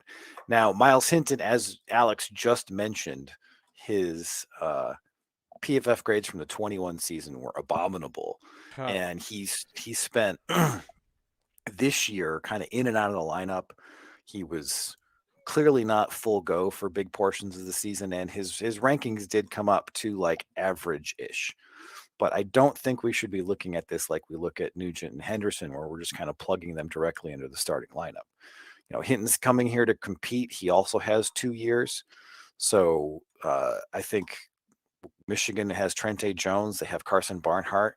I don't think those guys are necessarily going to get bumped out of the starting lineup here very easily because, if you had to ask, like, which guy do I think has the biggest upside, it's definitely Miles Hinton. Miles Hinton is 6'7", was a former 5-star, but Michigan had a very good line with both Trente Jones and Carson Barnhart playing this year, and I don't necessarily think that you're just going to plug Hinton directly into the lineup. Yeah, I was watching. I watched a couple Stanford games, and then I watched a 2021 game last night, and I think that he was played too early in 21. That he probably just wasn't ready yet, and like they just we got a 5-star, we have to play him, I guess. And then last year he was playing hurt most of the year, so like I tried to watch him early in the season. He looked a lot more agile, and then he was trying to make a go of it, and then Stanford's season kind of went in the dumps, and then he shut it down for the last 3 games. So it's kind of like the story of last season. And I'm pretty sure it was debilitating him. So I don't want to treat him too harshly, but this guy needs a reset. Like the best thing you could possibly do for Miles Hinton is probably like maybe redshirt him this year, or just like have him competing and give him a year in a system that's not, in a program that's not kind of like falling apart, and where he's not the guy and not like the pressure's on him to be like the 5-star who's going to save the program, where he's just like another guy in the line. Because, you're going to lose Barnhart and Jones next year probably, just graduation. You got Percy coming up. You got some other guys coming up at tackle, but he would be a great guy who, maybe he's your Yabi Oki this year, right? Like where he kind of comes along during the season. Maybe you need him later and you could use him. But like after a year in the program, after he's kind of gotten that reset and after he's gotten used to the system, that could be a real explosion next year. Well, so the thing is so he comes in the COVID year. He plays in 4 games in the COVID year, and then he's played extensively in 21 and 22. So I don't know if he has a red shirt now. Well, he's got the red shirt from that, right? So the COVID year just doesn't count. So the So he COVID can year still doesn't use a count, red shirt. and he could redshirt next year and then have 2 years left to play if he wanted to. I don't know if the Hintons want to do that because, like, you remember Chris went to the NFL a little quick too. Yeah, Chris like left in a very kind of like, I don't think I'd even call it a 50-50 decision. I don't think he got drafted, right? So He did not. Yeah, So that might that have been kinda- I see Chris Jenkins coming behind me and I need to get I out don't. of here. I was just really surprised that Yeah. like Miles ended up committing to Michigan because the way his brother departed kind of felt like we don't really like this place. So maybe I don't know. Maybe it was just a little bit different. the Hintons have That- been at every tailgate even after their sons graduate. Yeah, like Okay. yeah. Well, so the thing about Miles is like the red shirt and then play 2 years does make more sense from a roster standpoint. I don't know if that's what he wants because these days, you tell a kid you want to redshirt him and he's like, I'm transferring right now. So, Yeah, and that's the thing. I don't know what's going on behind the scenes. I can just look at the player and look at the film and be like, okay, if you could give this guy an opportunity to get his feet under him again, then he'd be fine. But like you said, they threw him out there during the COVID season, and then they threw him out there again in 21. Like I just wasn't really ready. And then last year, he was playing hurt. You could tell a major difference between like the game against USC where he's got his feet under him and he's agile. And then he's just not. He's just kind of unable to kick step really, and he's just not able to drive people. And like there's a big difference I think when he was hurt, and I think he made a go of it because that you play hurt in college football all the time. But once their season was falling apart, it's like, okay, what am I doing here? And just pulled the plug. All right, on the defensive side of the ball, just 2 pickups, but both of them seem pretty big. Josiah Stewart out of Coastal Carolina is an edge who came in, and I think he had 12.5 sacks as a true freshman. Got mentioned very high up on a lot of All-America lists, was a guy who's starting to generate a lot of buzz. This year had a bit of a come down, 10 tackles for loss, just 3.5 sacks. But the thing is if you look at the Pro Football Focus pass rush grading, and again, pass rush is like, I think, one of the more straightforward things to grade. It's either did you get a pressure or not. His performance dropped off from a 90 but down to an 86. And I realize that Coastal's playing not exactly Big Ten levels of competition, but if you told me, I mean, but that's like at least, I guess it's not at least, but it is Mike Dana territory. Mike Dana was a Pro Football Focus All-American the year before he transferred to Michigan. He comes in and he's playing behind Kwity Paye and Aiden Hutchinson, and he's pretty good. And he gets drafted in the 3rd round. He's a real useful player. And if you can put a 3rd round NFL weak side defensive end on this defense, I think you're really cooking. Yeah, and I don't even think Dana is a good comp, even though he's kind of sized like Dana, because Not- Dana was just not- a yeah. fork. Yeah, but like Yeah. I was using the term Tasmanian Devil because like that's the style of play this guy has, and he also the difference between his freshman year and these are true freshman year, by the way, and true sophomore year, is now he is the number one thing you scout when you play Coastal Carolina. So like they're giving guys help on him, and like when you go and see his film, it's like they back out, there's a tight end helping, or they pulled a guard to help as well, or something. Like they're giving him a lot of attention, and then he just comes through. So this is a guy who's got like the proverbial dip in his shoulder. It may not translate to the Big Ten as well as it did, in the what is Coastal Carolina? Not Sunbelt, are they? They're AAC, I believe. Yeah, No, they are AAC. Sunbelt. They're Sunbelt. Are Sunbelt. Okay. So either way, I don't know if that's going to translate as well to the Big Ten. But the dip is the dip, right? And when you can get your shoulder low, that's very hard for tackles to get their hands on, and that is a thing that Michigan has needed very badly. Like Yelby Oki is like their best pass rusher, just natural pass rusher on the team, but he does it differently, right? He's going to use his length and you can't get a hold of him. So, and then Derek Moore can shove a guy into the pocket, but you need a guy who can break loose, especially since they're probably losing Morris to the NFL. So, like, yeah, I mean, I think that you're going to see Moore probably be more of a strong side guy next year. Excuse me. And, there's going to be a wide open opportunity at that weak side end because it's like, we've seen McGregor flash. We've seen Oki flash. We haven't really seen anyone take control of the job. And, I mean, honestly, I was trying to look up some 2024 NFL draft lists, and, Stewart popped up on a couple of them as a potential 1st round pick, not a 3rd rounder. And, for him to have 2 solid seasons where he's putting up pressures, maybe he didn't put up sacks last year, but he put up pressures. And I think that's more important, right? Yeah. Because sacks can be pretty random, but consistently beating the man across from you is not. And Stewart does that. I think he's got a higher established level of play than anyone that Michigan currently has at edge other than Morris. And, I think of all the transfer pickups that Michigan's gotten, his is probably the most important. Like, I think Ladarius Henderson is probably the best player they've gotten, but if they didn't have Ladarius Henderson, they'd be fine on the offensive line. Right.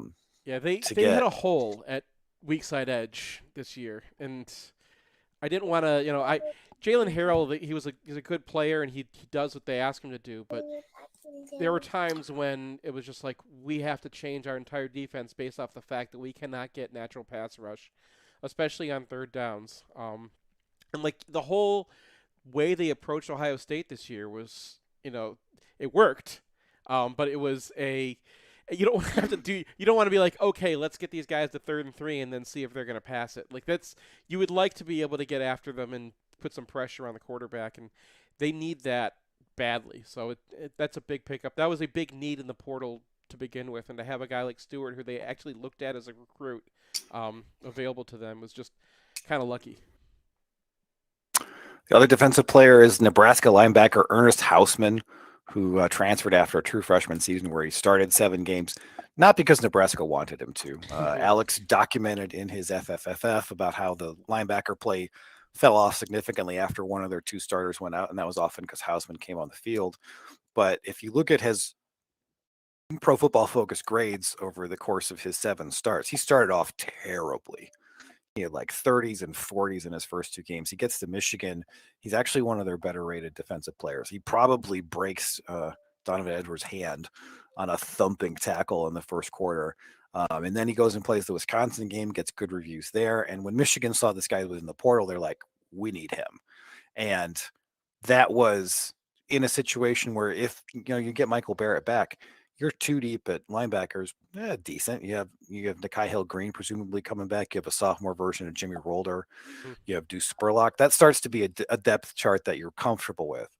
But Michigan clearly looked at this guy. They played against him, and they were like, we highly prioritize him. And I think it's really interesting that until the Jackson State kid hopped in the portal, he was the number one guy in it, according to 247. And I don't know really why that's the case. Like, I mean, this is nothing against Houseman, but like he doesn't have the profile necessarily of a guy who would obviously be the number one guy in the portal, right? Because Travis Hunter from Jackson State was he the number one overall recruit? Yes, he was the number one overall. Like recruit. I mean, Houseman was from Columbus, Nebraska, which is a pretty small area, not really a recruiting hotbed. He was a 3-star outside the top 500, if I remember correctly. Like now a true freshman, finishing his true freshman season. Like there's nothing there that says this guy is like the number one transfer in the country, but that's not to say he isn't an interesting pickup because he saw the field.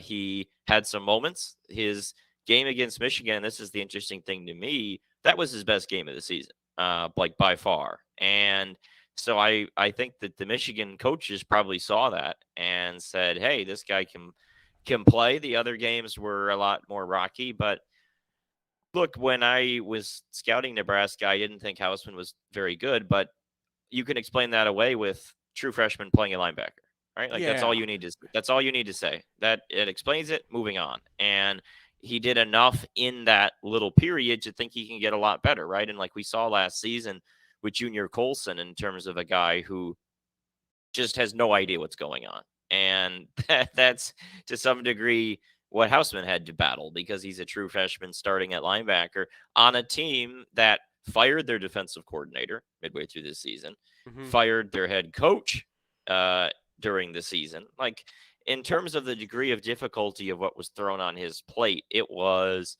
immense. And now he gets to go to Michigan. He doesn't necessarily have to start right away, probably won't unless he really picks it up. And then you can kind of develop him from there. I mean, to me, this is kind of like trading for a prospect in a pro sport, right? Where there's reason to believe there is a lot of potential here, but is not quite ready to be probably an impact starter, but give him a little more time, let him learn the system. And I think you could really have something exciting. So it's a nice pickup to me.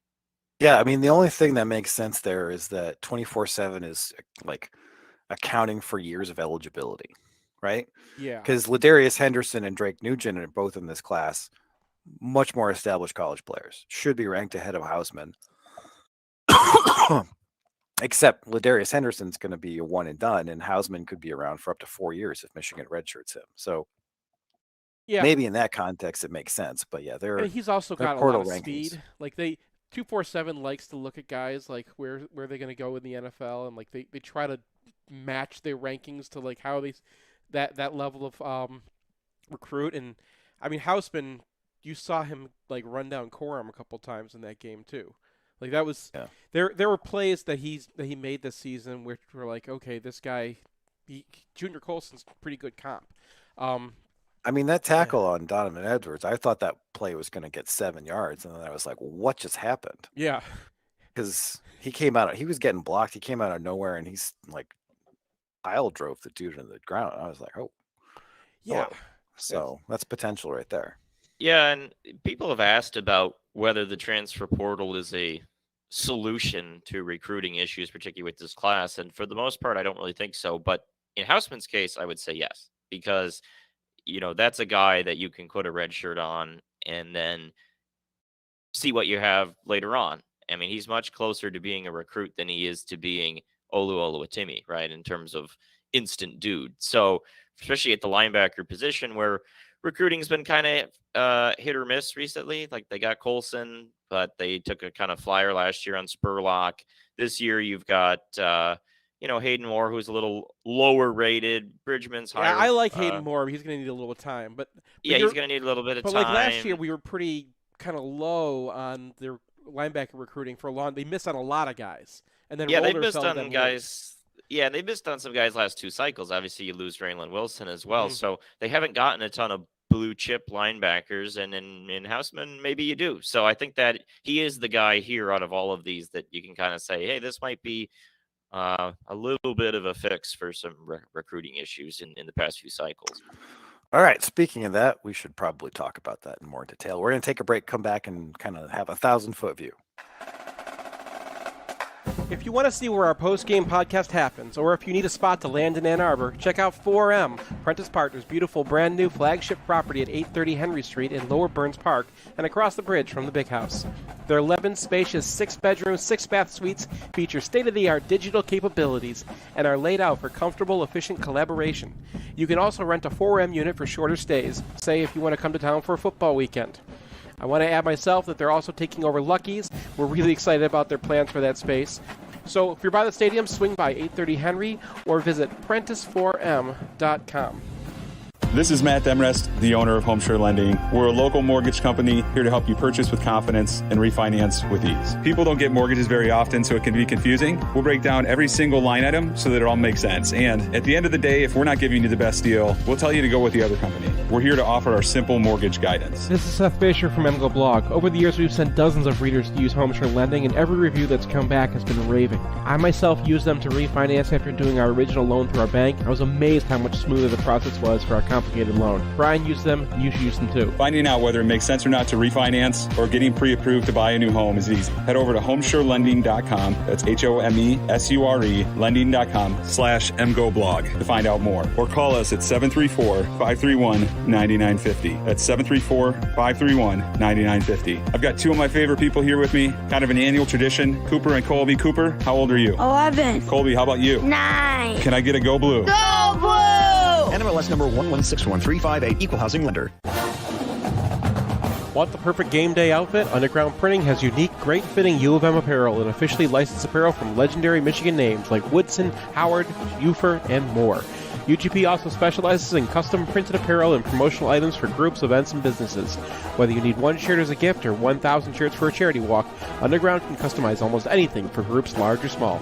To learn more, visit Underground Printing in one of our 3 convenient locations around Ann Arbor or online at undergroundshirts.com. 1 and 2 and... If you find yourself on the wrong side of the law, you want a Michigan man in the huddle. Call criminal law attorney and former prosecutor Jonathan Paul at 248-924-9458 or visit his website at michiganlawgrad.com. John is a proud graduate of the University of Michigan Ross School of Business and Michigan Law School, and he looks forward to showing you the Michigan difference.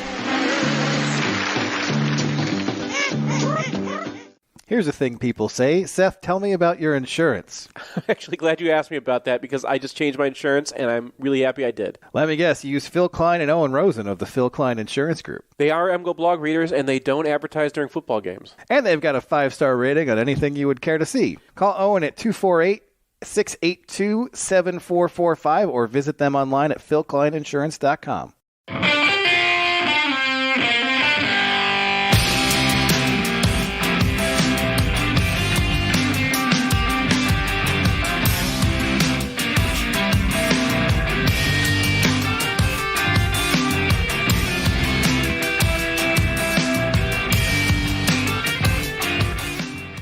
Welcome back to a very special signing day edition of the MGO podcast. We've talked about the defense, we've talked about the offense, we've talked about the transfer class, and now it's time for some high-level vibes.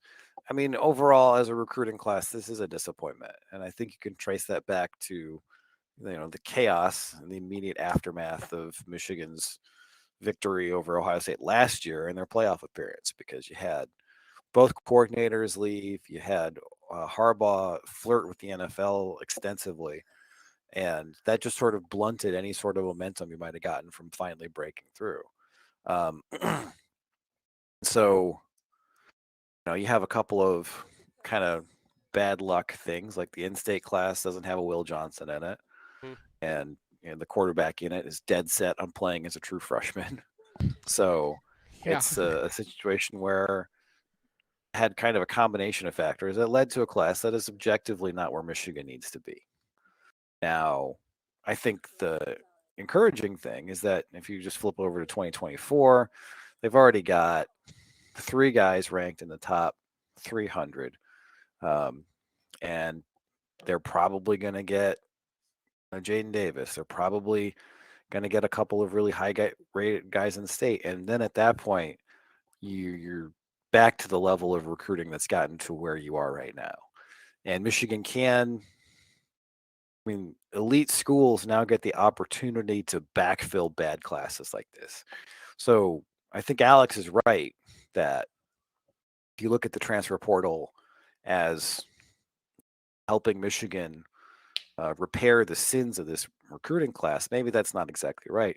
But the transfer portal 2 years from now might be that. Mm-hmm. So if Michigan doesn't get some hits there and they have some holes in their roster, well, as long as they keep performing at a level where they're going to be really attractive to transfers, I think that you can take a hit like this, and if it doesn't work out, it doesn't work out, and then you can still backfill. So it's a little bit less of a alarming situation than it was in the past. Now, that said, it is very important that they get Jaden Davis, and it's very important that they get some Donovan Edwards types, some elite 5-star types, because the guys who are 5-stars out of high school and stick at their schools, those are the stars, right? Like you can get a Bama transfer who didn't break through, but that's no longer a 5-star player. Yeah. And you can include Blake Corum, who was like a 4.5-star player, but like the guys that are, you saw what Will Johnson did in the Big Ten championship game. That's the difference between what Michigan has and what Purdue has. Is J.J. McCarthy can just go and win you a game, or Will Johnson can go and win you a game. That's why those guys are 5-stars, and it's not like they're born 5-stars. These guys work themselves to become like that. They spent a lot of time. Will Johnson was around football, since he was a toddler. He was at every single 7-on-7 camp, taking on guys 4 years, 5 years older than him, and learned how to be a cornerback, going against some of the best receivers to come through the state of Michigan. I think the portal, when you talk about using the portal in 2 years from now, this is a really important point for this particular class, because this is the first real class where NIL was the story for the whole class. And that's a big part of Michigan's story, because Michigan wasn't really organized. Going against other classes, like last year, it opened up at the end, and Texas A&M is like, oh, let's just cut guys' checks, and that worked really well. This year, you had lots of schools doing that. Right? I mean, it worked as one yeah. But that's my point. What happened to all the Texas A&M guys? Where are they now? They're in the portal. Yeah. So I think that that's going to be a much more now than maybe in 2 years from now, when the market settled down and people figured out what you pay, how you do this, and when the players are getting better advice about how to do this. Because this year is just a free-for-all. And it does seem like the NIL stuff must have factored in a great deal. Like Michigan doesn't really put up a class like this, even with the turnover at key positions and uncertainty about Jim Harbaugh. You don't put together a class like this unless there's something wrong. And I think the clear thing that was wrong is that Michigan was behind the curve on NIL, because they didn't regard it as what it actually is. They were like, well, let's follow the letter of the rule and the spirit of the rule. And everybody else was like, let's do neither of those. Yeah. Yeah. There's no way that you could follow this recruiting class and say that it was anything but NIL being the driving force overall. That I think that Michigan and the chaos and the staff stuff hurt Michigan in particular, because if you're not going to be bagging, what do you got to do? You got to build relationships. And so Michigan was behind the curve on the relationships. And that's the only thing they have for certain guys if they're not going to be throwing cash around. And so that really hurt them especially. But then once they kind of got their footing under them, they still had guys that the rug got kind of pulled out from under them on certain guys where the money came in. And that's kind of where my frustration with NIL is. That's something that I wrote about a few weeks ago. There's been a lot of discourse about. It's all there is on the recruiting message boards.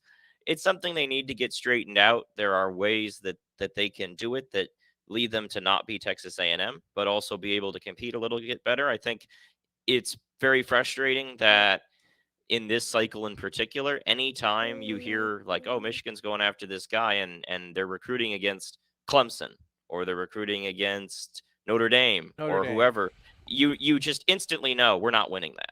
And for a team that's number 2 in the country, that shouldn't be the case. So that's something they need to get straightened out a little bit. It's how they ended up in recruiting battles with Illinois. So they're working on it. We'll see what comes. It's very disappointing that it's taken to this point, but I think what we're seeing with 2024 is evidence of the fact that part of this was the staff stuff, because they're landing already guys in 24 that they just weren't landing this cycle period. So I think that shows some element of that. But I think they do need to get it straightened out, in particular if they want to nail Jaden Davis down. Like that's something that has been talked about. He's visited a million times. They're trying to get that locked in. And I think for quarterbacks in particular, NIL is a pretty darn big deal. And where was Notre Dame this year? Notre Dame was one of the best classes in the country. Notre Dame was, they lost a couple of guys at the end, but Notre Dame had their NIL ship in order at the beginning of the cycle. And they had a pretty new staff as well, but they knew what they were doing with NIL. And normally Michigan goes head-to-head with Notre Dame. That's probably like the one school that we face off against more often. They're good at scouting. We're good at scouting. They're in the Midwest. We're in the Midwest. They like high academics. We like high academics. We are in the same pool. And normally it's like 50-50, right? We win some guys. They win some guys. We have the same kind of guys that we're going after. So if they don't get that guy, we get the next guy. This year, Notre Dame cleaned up. And the difference between Michigan and Notre Dame, I don't want to compare us to Texas A&M because we're not doing it like Texas A&M. But we do it like Notre Dame, except we were not doing NIL like Notre Dame. I think that that's going to calm down. I think that people's expectations are probably were probably wrong this cycle because it was so new and people didn't know what they were doing. But that was the big difference. Well, so I mean, if you look at the transfer portal class, I think that's got to be at least some evidence that Michigan is getting their house in order, right? Because Ladarius Henderson could be in the NFL draft this year. Josiah Stewart is a guy who had, USC coming after him, had a couple other suitors. Ernest Hausman had a couple other suitors as well who were big-time programs. So, I think that something got figured out because there's a couple of kids in the transfer class that just wouldn't be here if Michigan's NIL was still so bad. Alex? Yeah, well, one thing we've heard is that Michigan's NIL program is better for the kids on the roster than it is for recruits right now. That they've got that part figured out a little bit better, and I think transfers fit into this. But I also, and this is just shooting from the hip a little bit, but I think that to some degree Michigan's track record with development helps a little bit more with transfers necessarily than with recruits. I think that transfers to some degree, once you get into college football, you know what's going on. You know which teams are good. You know where you want to get to and how to get there. I think with recruits sometimes, and this is something that people forget, that recruits are really idealistic and they really believe in themselves and their own power. And they're like, yeah, I'm going to go to Miami and we're going to be 13-0. And then it kind of, you get in there a few years and suddenly, it's not necessarily happening. And I think recruits also, because they don't watch as much college football necessarily as we do as analysts. Like they watch NFL, they watch some big games, but they're kids. They have lives. They're high school athletes. They have a lot going on. Once you get into college, like in Ladarius Henderson's case, it's kind of like, well, look, I want to get to the NFL and I know what school is pumping out great offensive lines. Like I know where I'm going to go. And I think that helps Michigan to some degree. Like Hausman talked about development as a factor. I think for Josiah Stewart, obviously he had the same Bristol connection, but I think that probably played a role. And so I think the transfers are more down to earth, that they know what's going on a little bit more than recruits do, who just think they can kind of conquer the world and that the program they pick is the next big thing. And then after a few years, sometimes it isn't the next big thing. And then you kind of figure out where you want to go to get you to where you want to be. Yeah. I mean, it takes one practice maybe to realize how much you have to learn. And they don't know that at all. And they're superstars at their school, so they're used to playing every day. And I think you're right that I think the portal makes you more realistic because the people who are in the portal more realistic because most of them lost jobs, right? Most of the guys in the portal are not Ernest Hausman, who was going to start at his Well, school. Like, I mean, I don't. The guys in the portal at Michigan are Right. getting or not that. True. So I think there's a big difference between what Michigan's doing in the portal and what Michigan State's doing in the portal. Yeah. So Barter, Nugent, Henderson, Hinton, Stewart, Hausman, all starters on their teams. Yeah. All guys who are either up transferring or they have a situation where the coaching is questionable. And Michigan State is getting a lot of guys who are, highly recruited washouts at big programs. Right. And at some point, you got to realize that unless there are some pretty specific situations, a kid who spent 2 years at Alabama and now needs somewhere else to play probably isn't going to be a good Big Ten player. Yeah.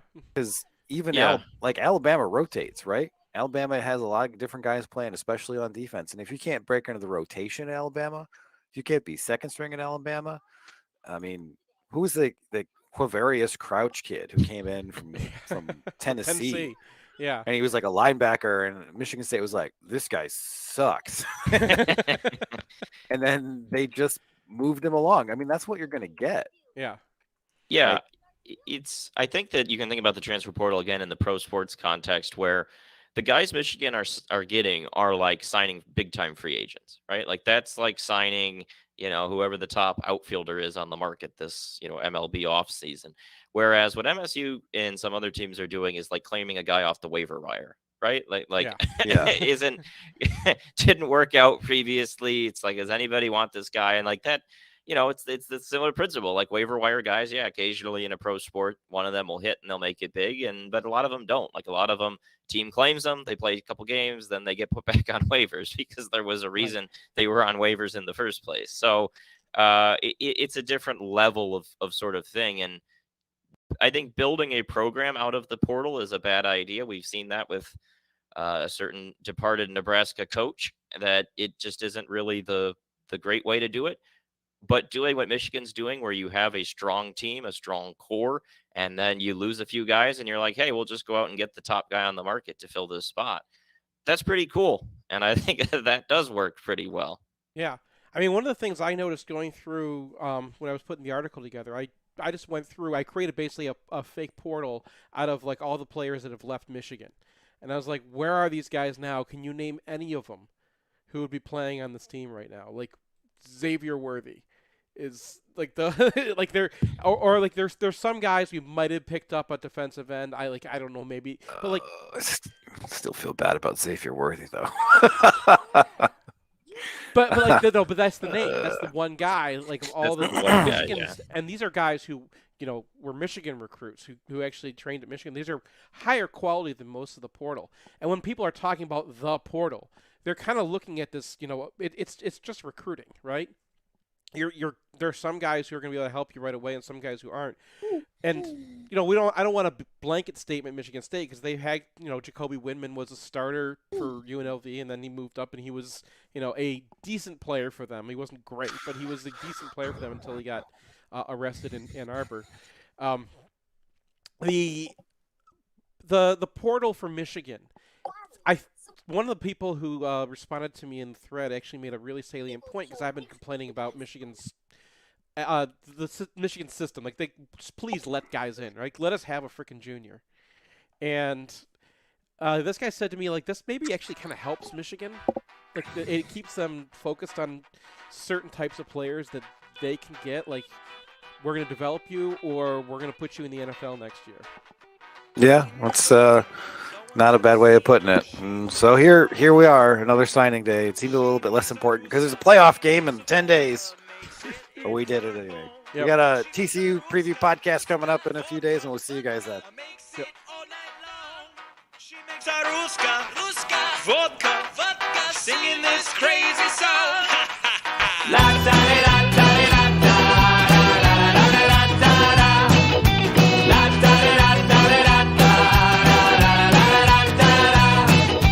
Boris is a mayor and a land surveyor.